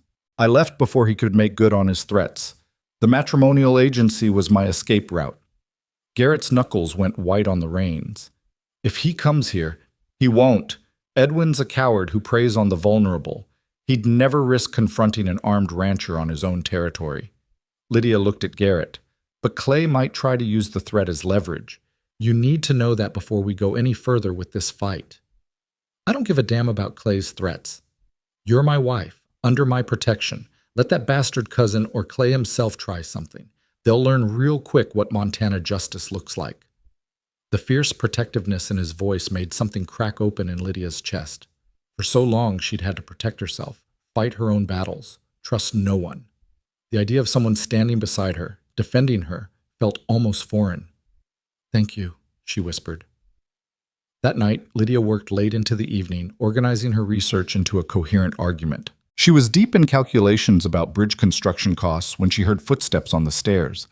Garrett appeared in his nightshirt, hair tousled from attempted sleep. "You should rest. This'll all be here tomorrow." "I'm close. I can feel it." Lydia gestured to her notes. "Look, the southeastern route avoids 3 major engineering obstacles that Clay's route faces. The cost savings alone should make it attractive to Montana Central, even with the additional distance, if I can present this properly." "Lydia." Garrett crossed to the table, gently taking the pencil from her hand. "You're exhausted. You've been working 16-hour days all week. This fight's important, but not at the cost of your health." "I'm fine." "You're swaying in your chair." He pulled her to her feet. "Bed. Now. The maps will still be here in the morning." She was too tired to argue. As Garrett guided her toward the stairs, his hand warm and steady at her back, Lydia felt herself leaning into his solid presence. At her bedroom door, she paused. "Garrett, what Clay said about Edwin, does it change anything, knowing why I really came here? You think I care about your cousin's lies?" Garrett's hand came up to cup her face, his thumb brushing her cheekbone with heartbreaking gentleness. "You're brave and smart and stronger than anyone I've ever met. That's what matters, not whatever drove you west." Lydia couldn't help herself. She leaned up and kissed him. Not the chaste press of lips from their wedding, but something real and deep and full of all the feelings she'd been too afraid to acknowledge. Garrett made a surprise sound. Then his arms came around her, pulling her closer as he kissed her back with 3 years of loneliness and longing. When they finally broke apart, both breathing hard, Garrett rested his forehead against hers. "I'm falling for you," he said roughly. "Wasn't planning on it, tried to fight it, but there it is. You need to know that before this goes any further." "Good." Lydia's fingers tangled in his hair. "Because I'm falling too. Even knowing I'm still working through losing Catherine. Even knowing that. We're both works in progress, Garrett, but maybe we can be works in progress together." He kissed her again, softer this time, full of promise. Then he stepped back with visible effort. "Get some sleep. We've got a fight ahead of us." "We'll win." "How are you so sure?" "Because we have to. Because this is our home, and Clay doesn't get to take it." Lydia squeezed his hand. "And because I'm not giving up the first place I've ever felt like I belonged." The next 2 weeks passed in a blur of research, writing, and revisions. Lydia compiled a comprehensive report arguing for the Southeastern Railroad route, complete with technical specifications, cost analyses, and environmental impact assessments. Garrett rode to Helena and returned with a statement from surveyor James Mitchell affirming the feasibility of the alternative route. Mrs. Fletcher recruited 3 neighboring ranchers to sign affidavits supporting the Hales petition. On December 27th, they loaded the wagon with Lydia's carefully organized presentation materials and began the 2-day journey to Helena for the territorial government hearing. The trip was brutal, freezing temperatures, rough roads, one night spent in a questionable inn where the walls were so thin they could hear every conversation in the building. But Garrett stayed close, his presence a constant comfort, and Lydia used the travel time to rehearse her arguments. The territorial courthouse in Helena was an imposing stone building that seemed designed to intimidate. Inside, the hearing room was packed, railroad representatives in expensive suits, government officials at an elevated bench, spectators filling every available seat. And there, in the front row looking supremely confident, sat Bernard Clay. "Mr. and Mrs. Hale?" A clerk approached. "You're scheduled to present your petition after Montana Central's proposal. Please be ready when called." They sat through an hour of technical presentations from Montana Central's engineers, all supporting the Northern Ridge route through Garrett's land. The arguments were polished, professional, backed by impressive visual aids. Lydia felt her confidence wavering. What chance did her handwritten report have against this corporate machinery? Then Garrett's hand found hers under the table, squeezing gently. She looked at him and saw absolute faith in his eyes. He believed in her, believed they could win. "The territory will now hear from Mr. and Mrs. Garrett Hale regarding their petition for alternative route consideration. Lydia stood, gathering her materials with hands that only trembled slightly. She walked to the podium, faced the panel of government officials, and began to speak. Gentlemen, thank you for allowing us to present today. My name is Lydia Hale, and I'm here to demonstrate that Montana Central's proposed route, while direct, is neither the most practical nor the most economical option for territorial railroad development. For the next 45 minutes, she walked them through her research. She presented maps showing the gentler grades of the southeastern route. She cited engineering standards proving the Northern Ridge route would require extensive and expensive blasting. She provided cost comparisons showing the alternative route would ultimately save the railroad money despite additional mileage. She quoted territorial law regarding private property rights and the limitations of eminent domain. The panel members leaned forward, asking questions she answered with calm precision. She saw surprise on their faces. They'd expected a rancher's wife to make an emotional plea, not present a reasoned technical argument that challenged corporate engineers. When she finished, the room was silent. Then one of the panel members spoke. Mrs. Hale, you've presented a compelling case. However, Montana Central has already invested significant resources in surveying and planning for the northern route. What would you say to their argument that changing course now would cause unacceptable delays? I'd say that delays caused by inadequate initial planning are the fault of Montana Central's survey team, not the territorial government or private landowners. Better to invest a few months in proper route selection now than to discover costly engineering problems mid-construction. Additionally, the southeastern route I've proposed actually provides better long-term service to territorial settlements currently underserved by rail access. Bernard Clay stood abruptly. This is absurd. You're going to let some rancher's wife with a few hand-drawn maps override the work of professional engineers? Mr. Clay, the panel chairman said coolly, you'll have the opportunity to rebut in due course. Please sit down. Clay's face went purple, but he sat. The panel conferred in low voices while Lydia returned to her seat beside Garrett. He leaned close, whispering, "You were magnificent." The chairman rapped his gavel. The panel will take this petition under advisement. We'll review Mrs. Hale's proposal alongside Montana Central's submission and issue a decision within 30 days. In the meantime, all eminent domain proceedings are suspended pending our ruling. It wasn't a victory yet, but it was a stay of execution. As they filed out of the courthouse, Clay intercepted them on the steps. Enjoy your temporary reprieve, he snarled. When this panel rules in Montana Central's favor, and they will, I'll personally ensure the foreclosure on your ranch happens so fast you'll be homeless by spring. We'll see about that, Lydia said calmly. But inside, her heart was pounding. They'd bought time, not won the war. The ride home felt longer than the journey out. Garrett was quiet, brooding, and Lydia knew he was calculating worst-case scenarios. That night, camped beside a frozen creek with stars blazing overhead, he finally spoke. What if we lose? What if the panel rules against us? Then we fight the next battle, and the one after that. Lydia moved closer to the fire, accepting the coffee he offered. Clay thinks we'll give up eventually. He doesn't understand that some things are worth fighting for no matter the cost. And this place is worth it to you after only 2 months? This place, yes, but also, she met his eyes across the flames. Also you, us, what we're building here. I didn't come to Montana expecting to find a home, Garrett. I came expecting to survive. But somewhere along the way, surviving turned into living. And I'll be damned if I let Bernard Clay take that away. Garrett set down his cup and moved around the fire to sit beside her. He pulled her into his arms, and they sat together watching the stars wheel overhead, gathering strength from each other for whatever battles lay ahead. When they reached Silver Ridge 2 days later, exhausted and windburned, they found Mrs. Fletcher waiting with news. A letter had arrived from the surveyor in Helena. James Mitchell had connections with several members of the territorial panel and had been quietly advocating for the southeastern route behind the scenes. He thinks you've got better than even odds, Mrs. Fletcher said. Says your presentation impressed people who matter. It was the first real hope they'd had since Clay's threats began. That night, Lydia slept in Garrett's arms for the first time, both of them too tired for anything beyond holding each other close. but it felt like a promise. Whatever came next, they'd face it together.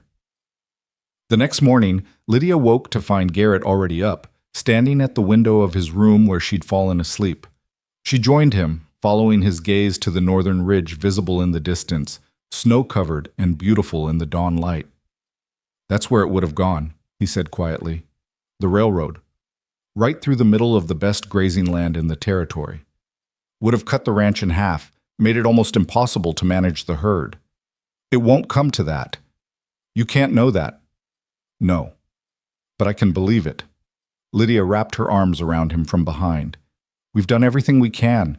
The rest is up to the territorial government and whatever sense of justice they possess." Garrett turned in her arms, looking down at her with an expression that made her breath catch. "I don't deserve you." "Yes, you do, and I don't deserve you. But here we are anyway." She smiled. "Guess we'll just have to make the best of it." He kissed her then, deep and thorough, and Lydia felt the last of her walls crumbling. She'd come here expecting to trade freedom for security. Instead, she'd found partnership, purpose, and something that was beginning to feel remarkably like love. The 30 days of waiting felt like 30 years. January arrived with blizzards that buried the ranch under 4 feet of snow, isolating them from town for nearly 2 weeks.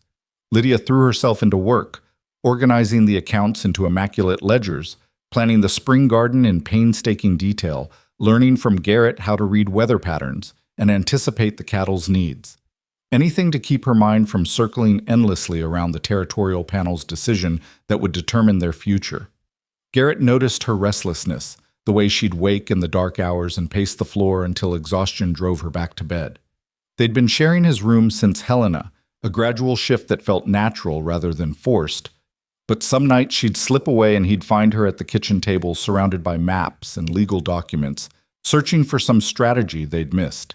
"Come back to bed," he said one frigid night in mid-January, finding her there at 3 a.m. with frost forming on the windows.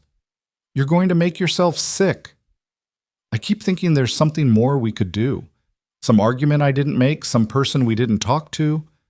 Lydia's eyes were shadowed with exhaustion. What if I wasn't persuasive enough? What if they dismissed the whole thing as the desperate scheme of... "Stop." Garrett pulled her to her feet, wrapping his arms around her.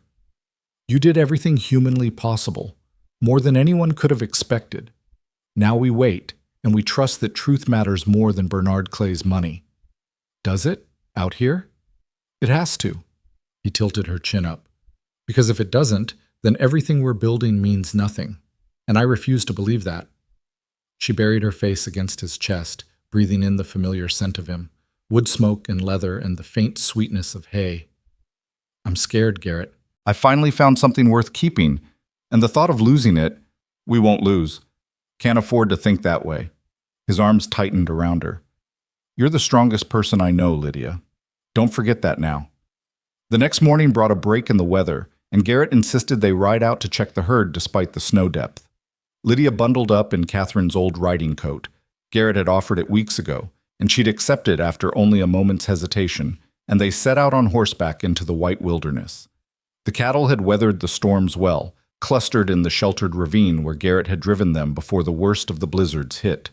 Lydia watched him move among the animals with practiced ease, checking for frostbite and injury, counting heads to ensure none had strayed. This was his element, and she saw in those moments the man he must have been before grief hollowed him out, capable, confident, completely at home in this harsh landscape. "You're good at this," she called out. "Better than you give yourself credit for." He looked up from examining a heifer's hooves, surprise crossing his face. "It's just ranch work." "It's more than that. You've built something here, Garrett, something real and lasting. That northern ridge you're fighting for, it's not just land. It's proof that you survived, that you built a legacy even when everything fell apart." Something shifted in his expression, and Lydia saw the exact moment he understood what she was really saying. This fight wasn't just about property or money. It was about refusing to let tragedy define him forever, about claiming the right to move forward. "I never thought of it that way," he said quietly. "Always just seemed like stubbornness on my part, holding on to something because I couldn't bear to lose anything else. Maybe it started that way, but it's become something more. Lydia dismounted and waded through the snow to stand beside him. You're fighting for our future now, not just your past. Our future. He tested the words like they were foreign, still getting used to thinking in those terms. Me too. She leaned against his shoulder. But I like it. They rode back as the sun was setting, painting the snowfields gold and pink. At the barn, while Garrett tended the horses, Lydia noticed something she'd somehow missed before. A door at the back, partially hidden behind old tack and stored equipment. When she pulled it open, she found a workshop. Dust-covered tools hung on the walls, and a half-finished rocking chair sat in the corner, abandoned mid-construction. I didn't know you did woodworking. She ran her fingers over the smooth armrest, admiring the craftsmanship. Garrett appeared behind her, his expression going carefully blank. Used to. Haven't touched it since... He trailed off. Since Catherine? I was making that for the nursery. Never finished it after... His voice cracked. Couldn't bring myself to go back in there. Lydia studied the rocking chair, seeing the love and hope that had gone into every careful joint, every smoothed surface. It's beautiful, Garrett. You should finish it. What's the point? There's no baby to... He stopped himself, pain flickering across his face. Maybe not now, but someday there might be. The words hung between them, heavy with implication. Lydia hadn't meant to say them aloud, but now that she had, she couldn't take them back. If we wanted... Garrett's eyes widened. Lydia, I can't ask you to. I mean, after what happened to Catherine, the thought of putting someone I care about through that danger. You're not asking. I'm offering. She moved closer, taking his hands. I know you're scared. God knows I'm terrified too. But fear doesn't get to make all our decisions. And if we want children someday, we deserve to have that chance without Catherine's tragedy hanging over us like a curse. I couldn't survive losing you, not after... His voice broke completely. I'm in love with you, Lydia. Completely, terrifyingly in love with you. And the thought of risking your life, then we'll be careful. We'll get the best doctor money can buy when the time comes. But Garrett, life is risk. Coming here was a risk. Fighting Clay is a risk. Loving each other is the biggest risk of all. She cupped his face in her hands. But I'd rather live a full life with risk than a half-life playing it safe. He kissed her then with a desperation that stole her breath, backing her against the workshop wall as months of restrained desire finally broke free. His hands tangled in her hair, her body pressed against his, and for long moments there was nothing but heat and hunger and the overwhelming need to be closer. When they finally broke apart, both breathing hard, Garrett rested his forehead against hers. I love you. Need you to hear me say it properly. I love you too. Have for weeks. Was just too scared to admit it. Not scared anymore? Terrified. But doing it anyway. She smiled against his lips. That's how you know it's real. That night they made love properly for the first time. No barriers of grief or caution between them. Afterward, lying tangled together in Garrett's bed with moonlight streaming through the window, Lydia felt something settle deep in her chest. This was home. This man, this ranch, this hard, beautiful life they were building together. Whatever the territorial panel decided, whatever Clay tried next, she had this. They had each other. Garrett, she whispered into the darkness. The nursery. Would you show it to me? He went rigid beside her. I haven't opened that door in 3 years. I know, but maybe it's time. She rolled to face him.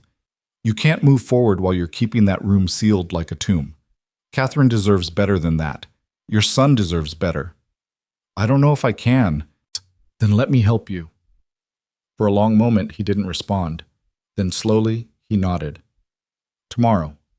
In the daylight. I'll need daylight.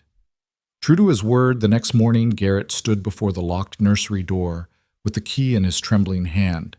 Lydia stood beside him, her fingers laced through his, lending strength. Whenever you're ready, she said softly. He took a deep breath and turned the key. The lock clicked open with a sound like breaking bones. The door swung inward, revealing a room frozen in time. Pale morning light filtered through windows that faced east, illuminating a space prepared with love and hope. A crib stood against one wall, hand-carved and beautiful. Shelves held folded baby clothes, blankets, tiny shoes. A mobile of wooden stars hung over the crib, motionless now but clearly meant to dance in the breeze. And in the corner, gathering dust, was a changing table and dresser set painted soft yellow. Garrett made a sound like he'd been punched. Lydia felt tears streaming down her own face as she took in the careful preparations, the parents who'd never gotten to see their child sleep in this room. "She was so excited," Garrett said hoarsely. "Spent months getting everything perfect. I carved that crib myself and she sewed all the blankets. We'd come in here some evenings and just sit, talking about what he'd be like, what we'd name him, how we'd raise him." His voice broke. And then it all ended in blood and screaming and silence. Lydia pulled him into her arms, letting him shake with 3 years of pent-up anguish. "I'm so sorry. I'm so sorry." They stood there for long minutes while Garrett wept for everything he'd lost. When the storm finally passed, he pulled back and wiped his eyes roughly. "I keep thinking I should have done something different. Called the doctor sooner, taken her to Helena for the birth, I don't know, something. There was nothing you could have done. Sometimes terrible things just happen, and it's not anyone's fault." Lydia touched the crib gently. "But keeping this room locked, keeping yourself locked in grief, that's not honoring them.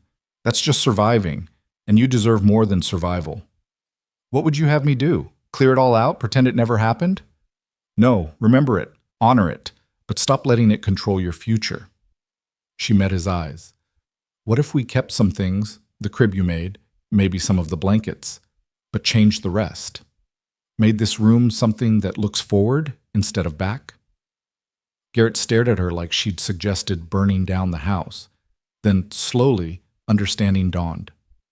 "You mean for—" He couldn't finish. "For our children. Someday. When we're ready." Lydia squeezed his hand, not replacing what you lost, just making space for what might come. He looked around the room again, and this time Lydia saw something besides pain in his expression. Hope, fragile and tentative, but there. "I'd need help. Can't do it alone." "You're not alone. Not anymore." Over the next week, they worked together to transform the nursery. They kept the crib and the Star Mobile, tangible links to Garrett's lost son. But they repainted the walls, replaced the curtains, added new furniture. Lydia found Catherine's sewing basket and used it to make new blankets, different colors and patterns that belonged to this new chapter of their lives. Mrs. Fletcher arrived one afternoon to find them elbow-deep in paint and promptly burst into tears. "Oh, Garrett, I never thought I'd see you open that door again." Lydia convinced me it was time. He glanced at his wife, covered in yellow paint and smiling. "She's got a way of making the impossible seem doable." "That's what love does," Mrs. Fletcher said, dabbing her eyes. "Makes you brave enough to try." The letter from the territorial panel arrived on January 28th, delivered by a rider who'd fought through a fresh snowstorm to reach them. Lydia's hand shook so badly she could barely open the envelope. Garrett stood beside her, his face carved from stone, bracing for bad news. She unfolded the official document and read in silence, her eyes moving faster and faster down the page. Then she looked up at Garrett, and he saw tears streaming down her face. "Lydia? What?" "We won." Her voice was barely a whisper. "Garrett, we won." He grabbed the letter, needing to see it himself. The formal language swam before his eyes, but the critical passage was clear. After careful consideration of all submitted materials, this panel finds merit in the alternative southeastern route proposed by Mrs. Lydia Hale. Montana Central Railroad is hereby directed to revise their plans accordingly. All eminent domain proceedings regarding the Northern Ridge property owned by Mr. Garrett Hale are permanently suspended.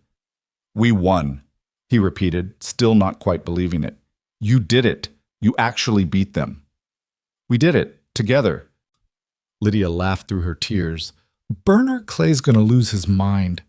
They celebrated that night with a bottle of whiskey Garrett had been saving for a special occasion, drinking until the world seemed golden and possible. Lydia sat in Garrett's lap by the fire, both of them giddy with relief and victory. "Tell me what you're thinking," she said, tracing the line of his jaw with her finger.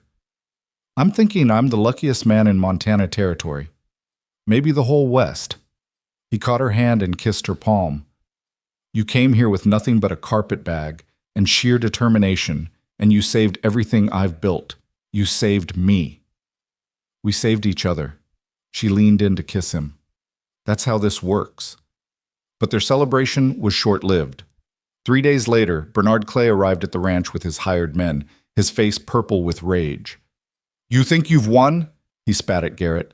You think this is over? The territorial panel has ruled. It's done, Clay. Garrett stood his ground, Lydia beside him on the porch. The panel can be influenced. Decisions can be reversed. Clay's smile was vicious. And I still hold the note on your land, Hale. Don't think I've forgotten that. Our payments are current. You have no grounds for foreclosure. I'll find grounds. Trust me. Clay turned to his men. Check those fence lines. I want every violation documented, every post that's crooked, every wire that's loose. We'll find something. For the next hour, Clay's men crawled over the property, measuring, photographing, making notes. Garrett and Lydia watched in helpless fury as they searched for any excuse to declare the loan in default. Finally, one of the men called out, Mr. Clay, found something. They all converged on the southern boundary where a section of fence had indeed collapsed, not from neglect, but from a fallen tree during the last blizzard. Garrett had planned to repair it as soon as the weather cleared. Failure to maintain property boundaries, Clay said triumphantly. Clear violation of the loan terms. I'm declaring this note in default, effective immediately. That's insane, Lydia stepped forward. That fence came down in a storm 3 days ago. The loan agreement allows reasonable time for weather-related repairs. Reasonable is a matter of interpretation. And as the loan holder, my interpretation is the one that counts. Clay pulled out a folded document.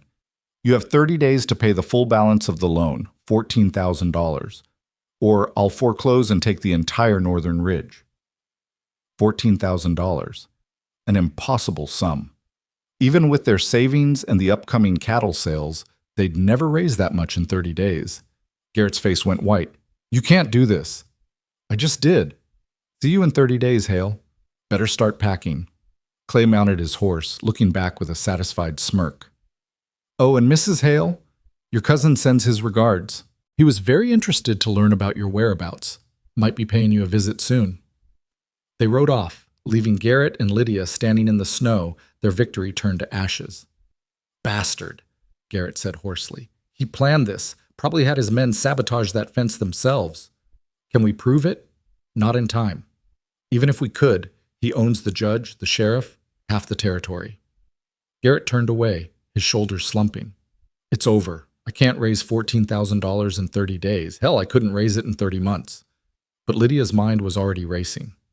The cattle, if we sold them all, would bring maybe $5,000 at current market prices. Not enough. The southern parcels, then, could we sell them to raise their mortgage too, just not to Clay, and selling would take months. Garrett looked at her with devastation in his eyes. I'm going to lose it all. The ridge, probably the whole ranch, everything I built, everything we fought for. No, Lydia's voice was hard. No, he doesn't get to win like this. There has to be a way. There isn't. Clay made sure of that.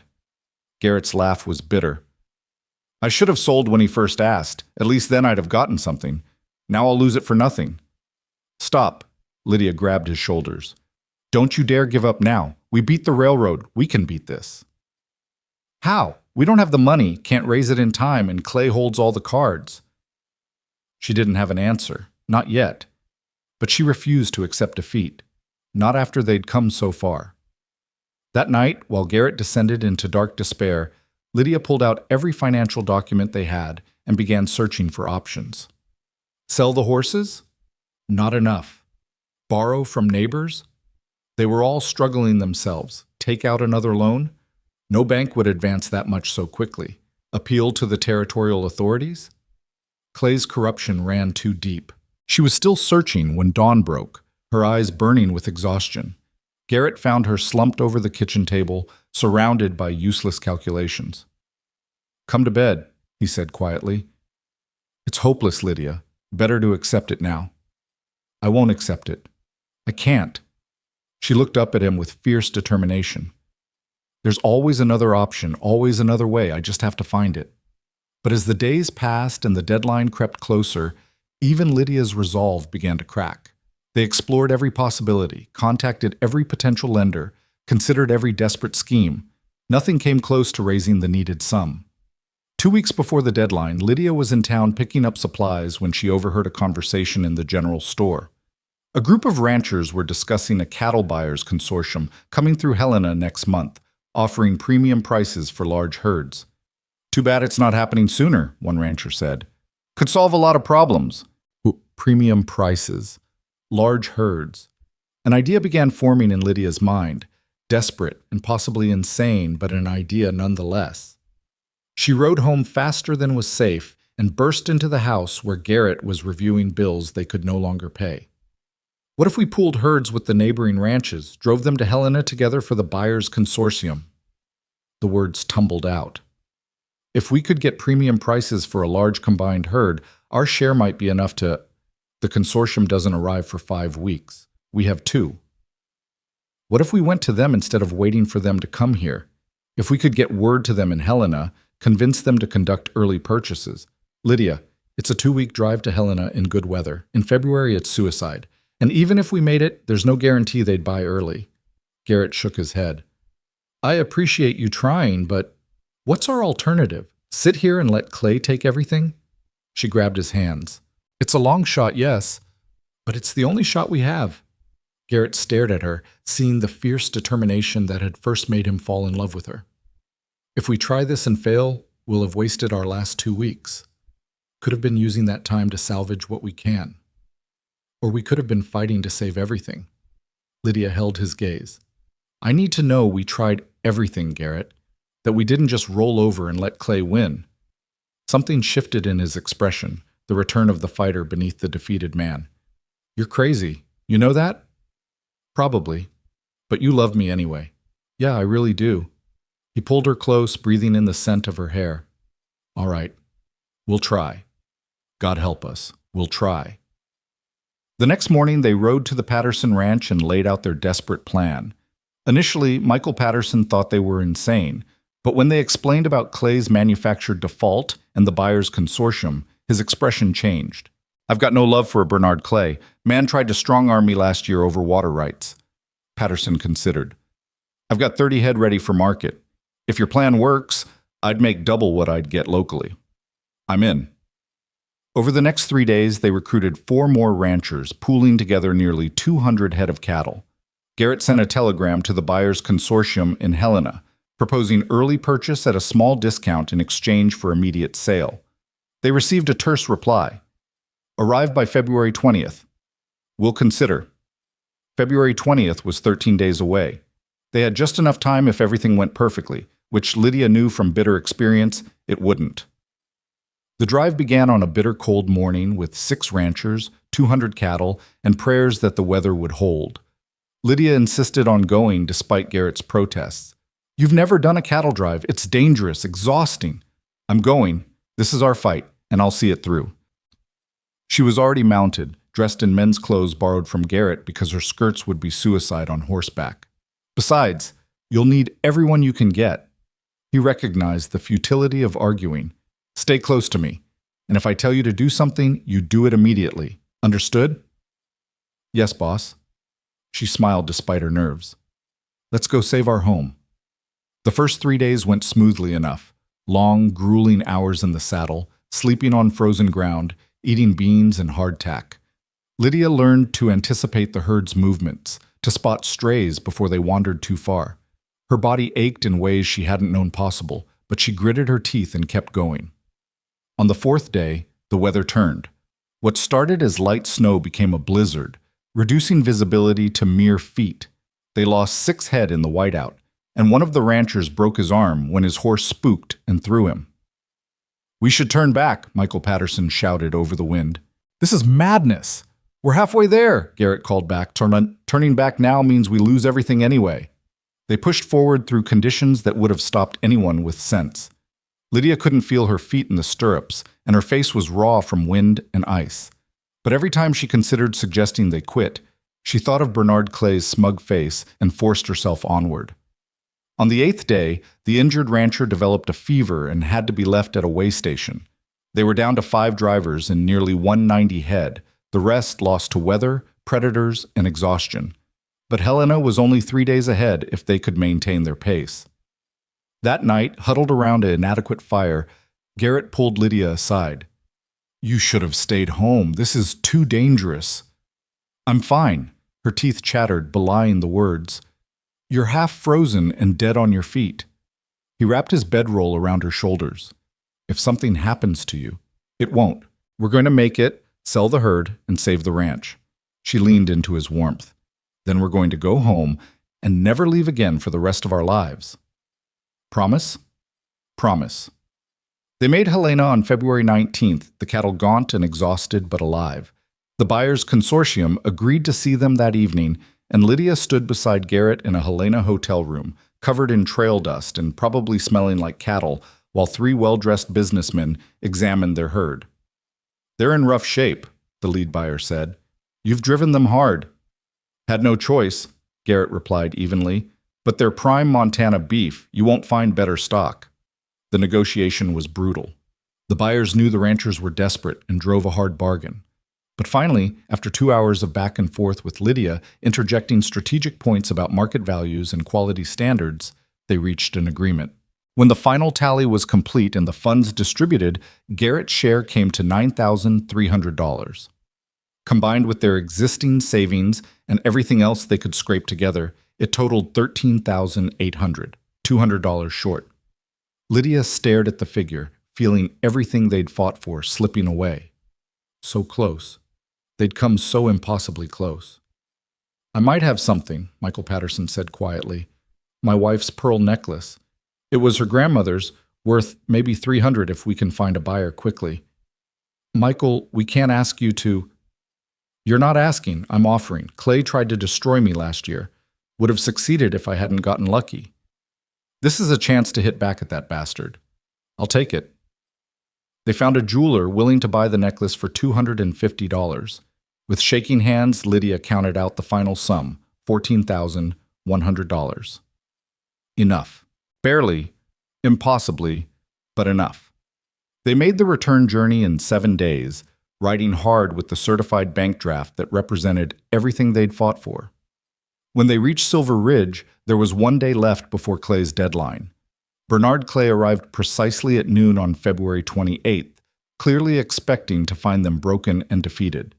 His expression when Garrett handed him the bank draft was something Lydia would treasure forever.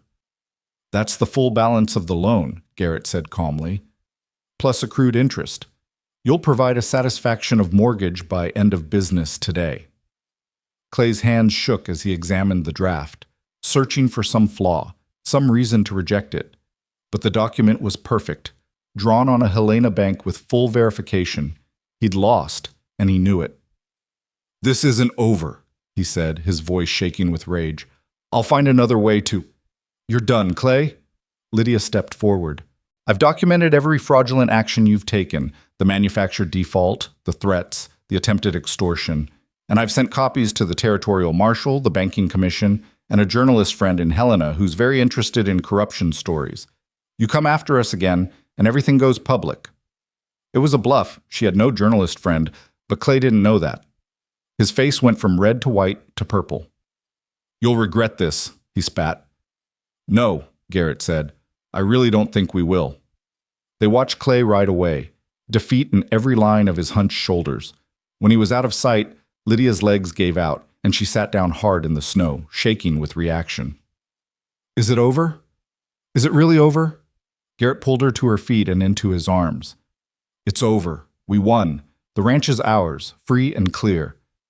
They stood there in the snow, holding each other as the enormity of their victory sank in. They'd fought the railroad, beaten a corrupt banker, and saved their home against impossible odds. Together. That night, Lydia woke to find Garrett's side of the bed empty. She found him in the newly transformed nursery, standing beside the crib he'd carved 3 years ago, one hand resting on the smooth wood. "Couldn't sleep?" she asked softly from the doorway. "Thinking about the future. About what we might fill this room with someday." He looked at her, and his smile was genuine and unforced. "Think you'd want that?" Children running around this ranch, driving us crazy? I think I'd want that very much. She moved to stand beside him. Not right away. I need to recover from that cattle drive first, but someday, when we're ready, we'll get the best doctor, take every precaution. His voice was fierce. I won't lose you the way I lost Catherine. You won't lose me. Lydia took his hand and placed it over her heart. I'm too stubborn to go anywhere. He laughed, the sound surprising them both. When was the last time genuine laughter had filled this house? But here they were, laughing together in a room that had once held only grief, planning a future neither had dared to imagine 6 months ago. The snow had stopped falling outside, and through the window Lydia could see stars blazing in the clear Montana sky.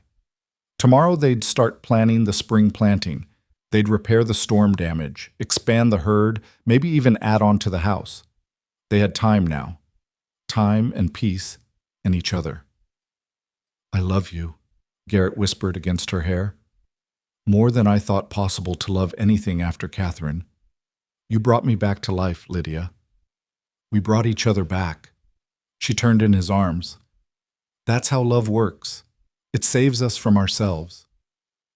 They returned to bed together, wrapped in each other and the promise of all the tomorrows they'd fought so hard to claim. Outside, the ranch slept under its blanket of snow, safe and theirs. Home. Spring came to Silver Ridge Ranch like a promise kept. The snow melted in earnest by late March, revealing the winter-battered land beneath. Lydia stood in the kitchen garden plot on the first truly warm morning of April, her hands deep in newly thawed earth, and felt something she'd never quite experienced before. Belonging so complete it was almost painful. You planning to plant or just stand there communing with the dirt? Garrett called from the barn door, amusement coloring his voice in a way that still surprised her after months of marriage. The man who'd greeted her with stern silence last November now teased her regularly, smiled often, and laughed like he was making up for 3 years of holding it in. Both, she called back. This soil is magnificent, Garrett. Catherine knew what she was doing when she built these beds.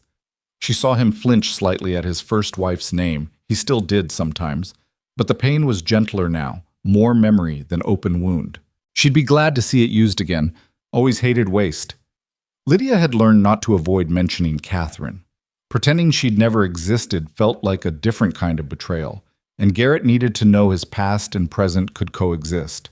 Some nights he still talked about her, sharing memories Lydia received like gifts, not threats, just pieces of the man he'd been before grief tried to destroy him. Mrs. Fletcher arrived mid-morning with her usual basket of town gossip and fresh bread. You'll never guess what's happened, she said breathlessly, settling at the kitchen table while Lydia poured coffee. Bernard Clay's been arrested. Lydia's cup stopped halfway to her mouth. What? Fraud? Embezzlement? About 6 other charges I can't remember. Turns out that journalist you mentioned to him started investigating, and Clay's entire operation was crooked from foundation to roof. Rocky Mountain Bank's being seized by federal authorities, and Clay's looking at prison time. Mrs. Fletcher's smile was satisfied. Couldn't have happened to a nicer fellow. I never actually contacted any journalist, Lydia admitted. It was a bluff. Well, someone did. Maybe one of the other ranchers he'd squeezed over the years. Either way, he won't be bothering anyone from behind bars. Mrs. Fletcher leaned forward conspiratorially. And there's more. That cousin of yours, Edwin Mercer, apparently showed up in Stillwater last week asking around for you. Ice flooded Lydia's veins. He's here? Was here. Past tense. Mrs. Fletcher patted her hand. Sam Porter got wind of what he was after. Seems your cousin made the mistake of bragging in the saloon about reclaiming his property, meaning you, and Sam made sure the whole town knew the real story. By the time Edwin tried to ride out to Silver Ridge, he had the sheriff, 3 ranchers, and half the town's husbands escorting him right back to the train station with a strong suggestion he never return. The sheriff helped? Lydia's voice was faint. New sheriff. Young fellow named Morrison, the Reverend's nephew. He takes a dim view of men who abuse women. Mrs. Fletcher squeezed her hand. You're safe, dear. This community protects its own, and you're one of ours now. When Garrett came in for lunch, Lydia told him about Edwin's attempted visit. She watched his jaw tighten, saw his hands curl into fists, but his voice stayed calm. Should have let me know he was here. Would have handled it permanent-like. The town handled it. That's what Mrs. Fletcher said. I'm one of theirs now. Lydia touched his clenched fist until it relaxed. I have a home, Garrett. A real home with people who'll stand up for me. That's more than I ever had in Boston. Still wouldn't mind 5 minutes alone with that bastard. I know, but he's gone. Clay's in jail, and we're here, safe and together. That's what matters. She pulled him down for a kiss. Besides, I have more important news. I'm late. Late for what? My monthly courses. 3 weeks late. She watched comprehension dawn on his face, followed by joy, then terror in rapid succession. His hands came up to grip her shoulders, trembling slightly. You're pregnant? You're sure? Not completely sure yet, but the signs are there. She covered his hands with hers. Are you happy? Or just terrified? Both, God, Lydia, both. He pulled her against him, his face buried in her hair. I want this so much, but the thought of losing you. You won't. We'll be careful. Get Doc Henderson out from Helena when the time comes. I heard he's the best in the territory. And Garrett, women have babies every day. Most of us survive just fine. Catherine didn't. I'm not Catherine. My body's different. The circumstances are different. You can't let what happened to her poison what's happening to us. She pulled back to look at him. I need you to believe we'll be okay. Can you do that? He searched her face for a long moment, and she saw him wrestling with 3 years of trauma and fear. Finally, slowly, he nodded. I'll try. And I'll be with you every step. Whatever you need. I need you to finish that rocking chair you started, and maybe make a cradle to match. She smiled through tears she hadn't realized were falling. Our baby deserves furniture made by their father's hands.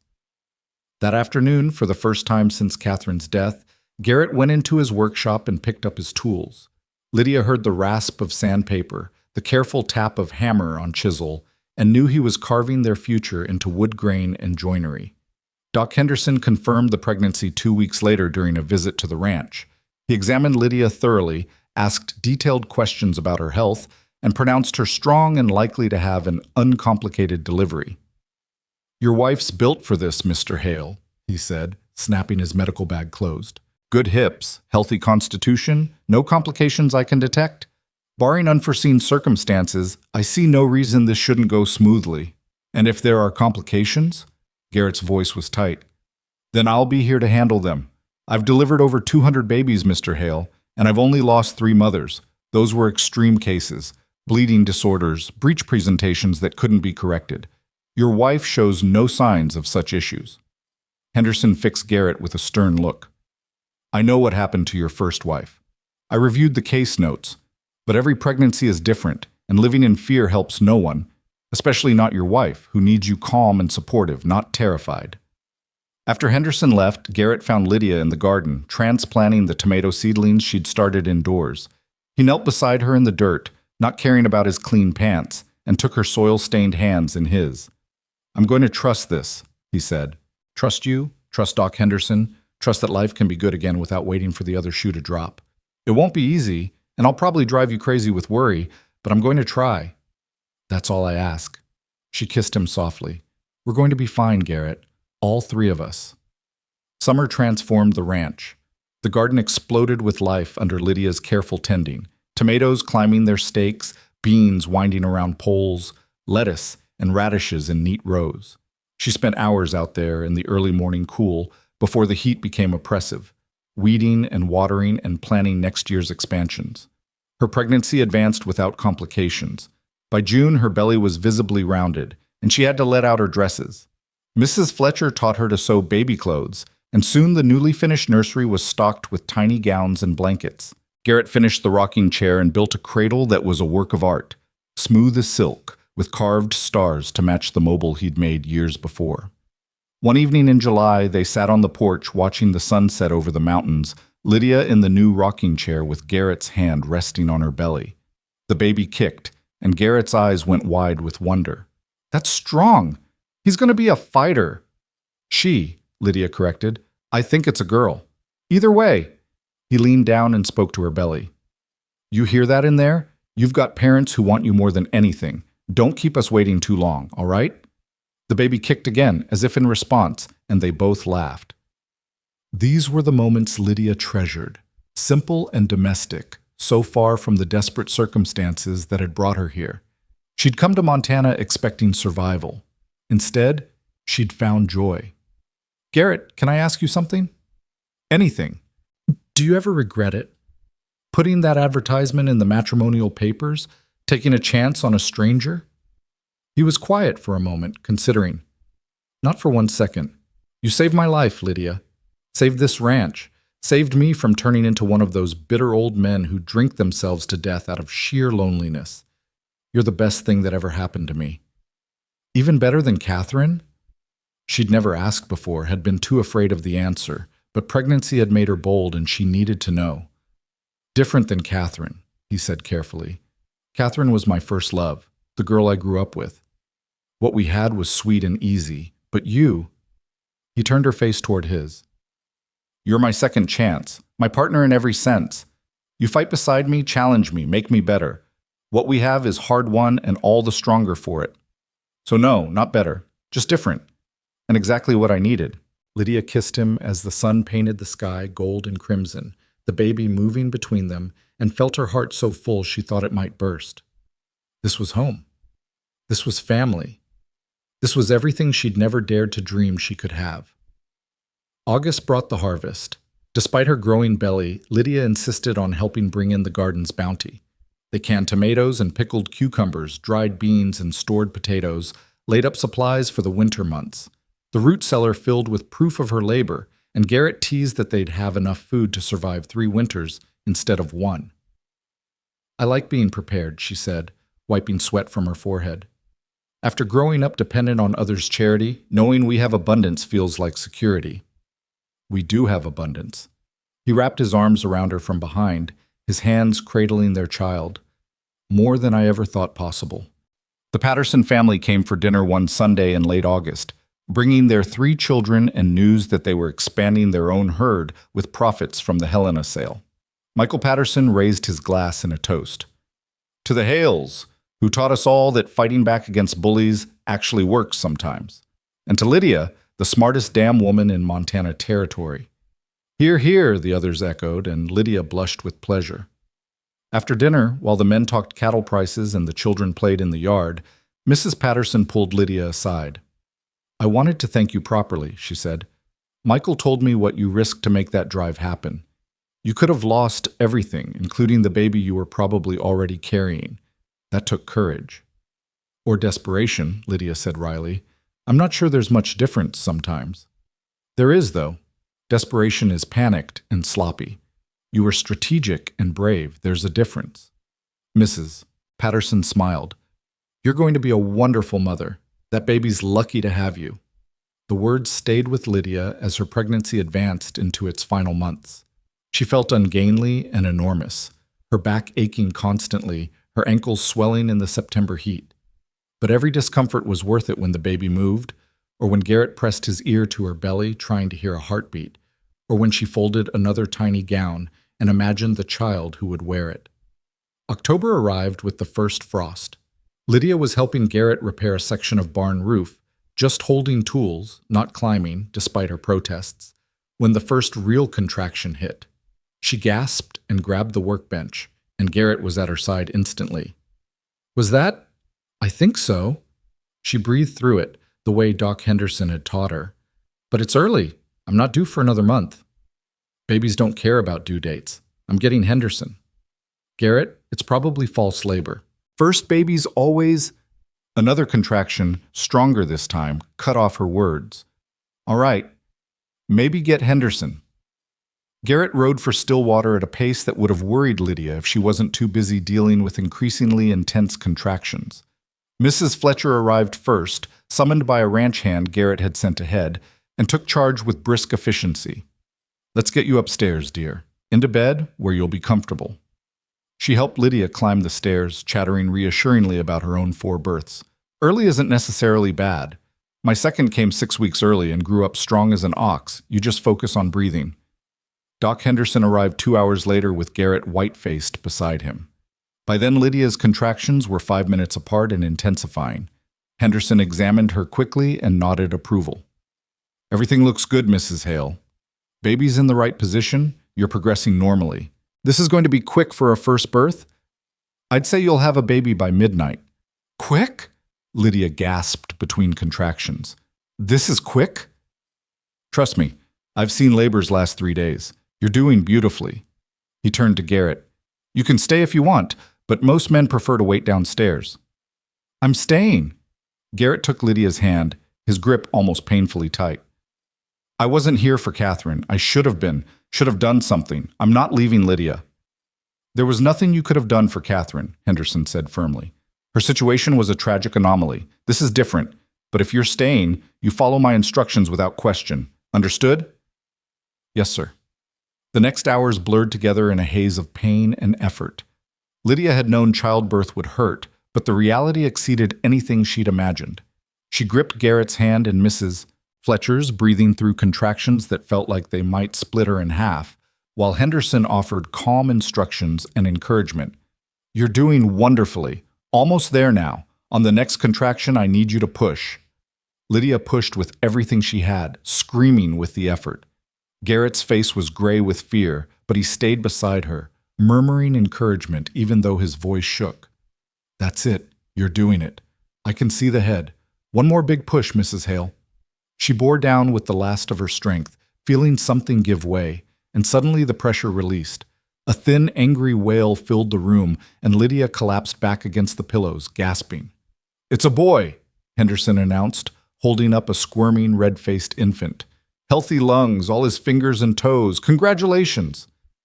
A son, Garrett whispered, staring at the baby like he couldn't quite believe it was real. We have a son.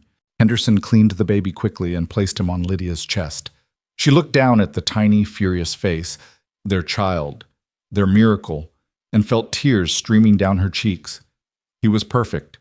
Small, but perfect, with a shock of dark hair and Garrett's straight nose and eyes that would probably be gray like his father's. Hello, she whispered. We've been waiting for you.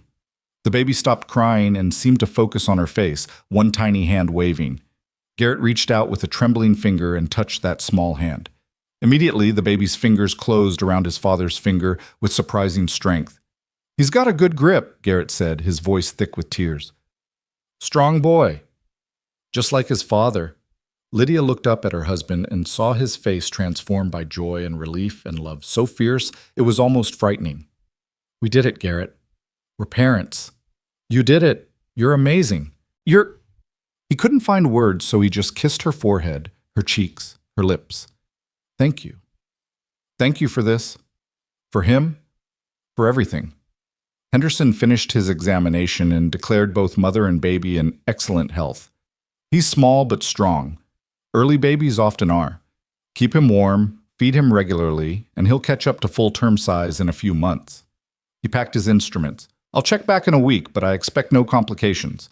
You did beautifully, Mrs. Hale. After Henderson and Mrs. Fletcher left, Garrett and Lydia were alone with their son. They lay together in the bed, the baby nestled between them, studying every tiny feature in the lamplight.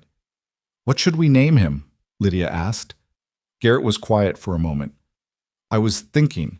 Catherine and I never got to name our son. He died before we could decide. But there was one name Catherine loved. Would it be all right if we used it for him? What name? Thomas. It was her father's name, but only if you're comfortable with it. Lydia looked at the baby, then at Garrett. She understood what he was asking, permission to honor his first wife, to weave past and present together. Some women might have refused, might have seen it as a threat, but Lydia had learned that love wasn't a finite resource that had to be divided. There was room in their family for Catherine's memory and their living future. Thomas Hale, she said, testing it. I think it's perfect, but he needs a middle name too, something that's just ours. What would you want?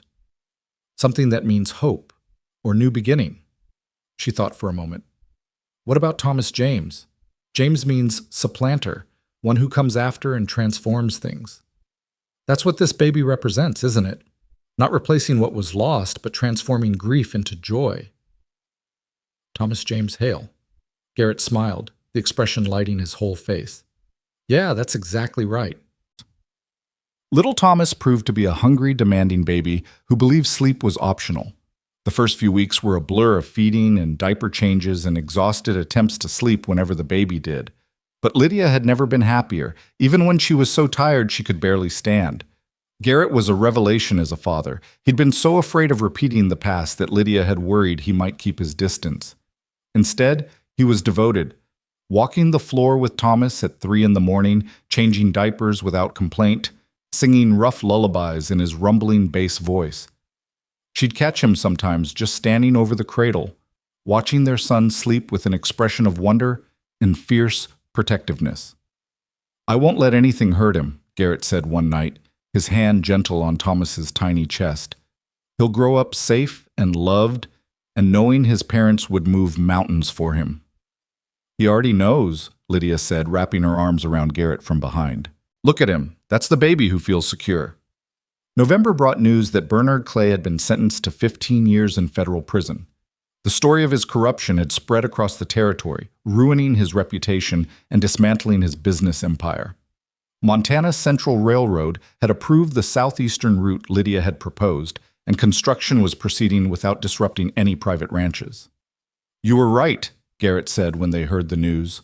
Fighting back worked. We won everything. We did, didn't we? Lydia looked around their home, the cradle by the fire where Thomas slept, the ledgers showing their profitable year, the window overlooking land that was theirs free and clear. Sometimes I still can't believe this is my life, that I get to have all this.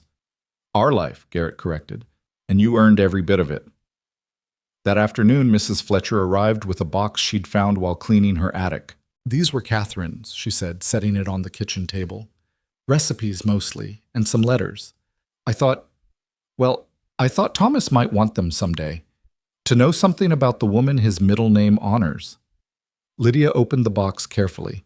Inside were handwritten recipes for bread and preserves, letters from Catherine's mother, a pressed flower from her wedding bouquet. Pieces of a life cut tragically short. Thank you, she said to Mrs. Fletcher. We'll keep them safe. Thomas should know his father loved someone before me, and that love made Garrett the man I fell in love with. Catherine's part of our family story. You're a rare woman, Lydia Hale. Not many would be so generous about a predecessor. Mrs. Fletcher wiped her eyes. Catherine would have liked you, I think, would have appreciated how you saved this place and the man she loved. That evening, Garrett and Lydia went through Catherine's box together. He shared memories each item sparked. The blackberry preserves recipe Catherine had perfected, the letter where she'd told her mother about being pregnant, the pressed rose from their wedding. I'm glad I can talk about her with you, Garrett said. For a long time I thought remembering her meant I was betraying you. But it's not betrayal, is it? Not even close. She helped make you who you are. That makes her part of us. Lydia held up a recipe card. And I'm definitely trying this bread recipe. It sounds delicious. December arrived with heavy snow and the first Christmas Lydia would spend at Silver Ridge Ranch.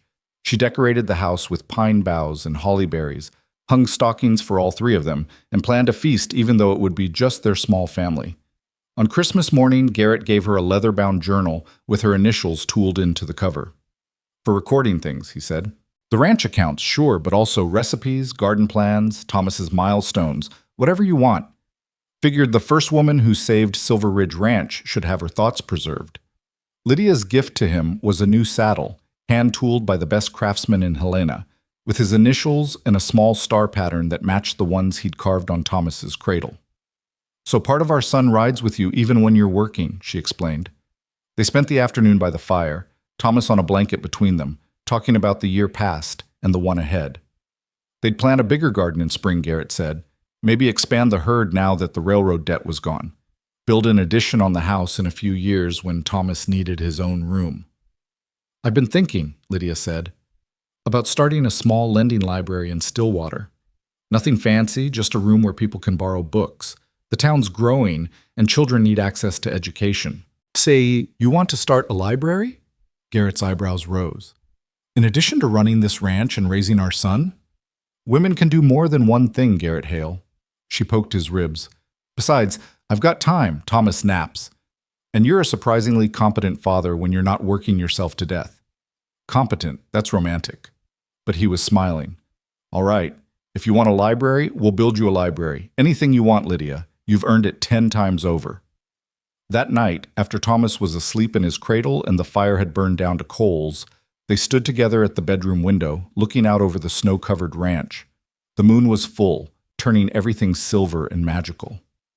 A year ago, Garrett said quietly, I was alone in this house, half dead inside, just going through motions. Then you stepped off that stagecoach looking terrified and determined, and everything changed. You brought light back into places I thought would be dark forever. You saved me too, Lydia reminded him. I had nothing, no home, no family, no future. You gave me all three. We saved each other, Garrett. That's how this works. Then we're even? Not even close. I figure we'll spend the rest of our lives trying to outsave each other. She leaned into his warmth. Doesn't sound too bad, does it? Sounds perfect. As winter deepened and the new year turned, Silver Ridge Ranch settled into a rhythm of family life. Thomas grew from a tiny newborn into a chunky, smiling baby who delighted in grabbing anything within reach. The ranch prospered. The community embraced the small library Lydia started in an unused room above the general store. And Garrett slowly, carefully opened the rest of his heart to the possibility that happiness wasn't a betrayal of grief, but its transformation. One evening in late March, with spring returning and Thomas nearly 6 months old, Lydia found Garrett in his workshop. He was building a small rocking horse, sanding the wood with patient strokes. Starting early, aren't you? Thomas can't even sit up yet. Planning ahead. Figured he'll be ready for it in a year or so. Garrett looked up from his work. Besides, I was thinking, maybe Thomas shouldn't be an only child. Maybe in a year or two we could have another baby? Lydia finished, her heart lifting. You're not terrified anymore? Still terrified, but also excited.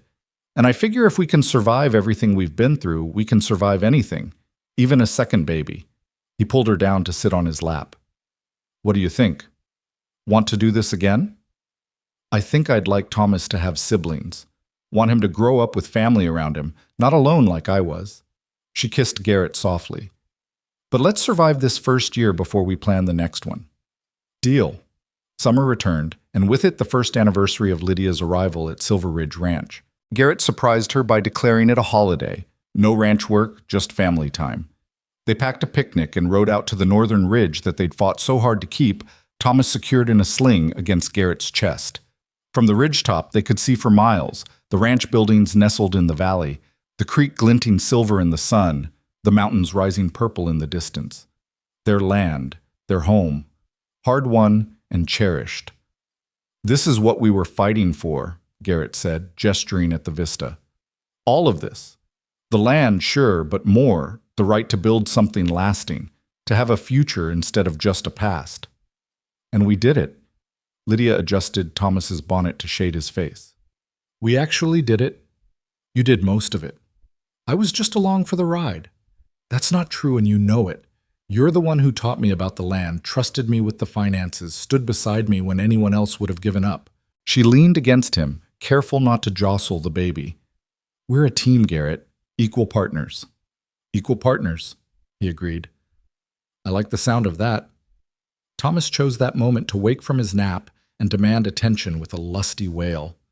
They laughed and settled on the grass to feed him, watching the clouds drift overhead and the hawks circling in the thermals.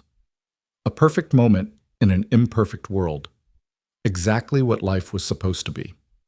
As summer faded into autumn and then winter again, the cycle of ranch life continued. They brought in another successful harvest from Lydia's expanded garden. The cattle herd grew. Garrett taught Thomas to wave and clap, delighting in every small milestone. The library in town became a gathering place for women and children, a space Lydia had created for community and learning. On a cold evening in January, nearly 15 months after Lydia had first arrived in Montana, they sat together by the fire. Garrett, Lydia, and Thomas, who was learning to walk by clutching furniture and taking wobbly steps. Mrs. Fletcher had come for dinner and stayed to help string popcorn for decorations. You know what strikes me? Mrs. Fletcher said, watching the family with satisfaction. I remember when you first came to this ranch, Lydia. You looked like a scared rabbit, and Garrett looked like a man carved from stone.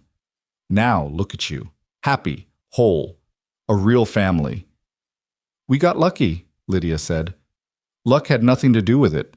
You both chose this. Chose to fight for it, chose to trust each other, chose to build something new instead of staying trapped in the past. Mrs. Fletcher tied off her popcorn string. That's not luck. That's courage. After she left, Garrett pulled Lydia close on the settee while Thomas played with wooden blocks on the floor. She's right, you know, about the courage part. You were brave enough to risk everything on a stranger. I was barely brave enough to let you try. He kissed the top of her head. Best risk I ever took. Best risk we ever took, Lydia corrected. This whole thing only worked because we both kept choosing it. Every day, even when it was hard. Especially when it was hard. Thomas abandoned his blocks and toddled over, pulling himself up on Garrett's knee with determined persistence. Garrett lifted him onto his lap, and the baby immediately grabbed for his father's beard, giggling when Garrett pretended to bite his tiny fingers. Lydia watched them together, her husband and her son, dark heads bent close, laughing at some shared joke she wasn't part of, and felt her heart so full she thought it might overflow. This was everything. This moment, this family, this hard-won home.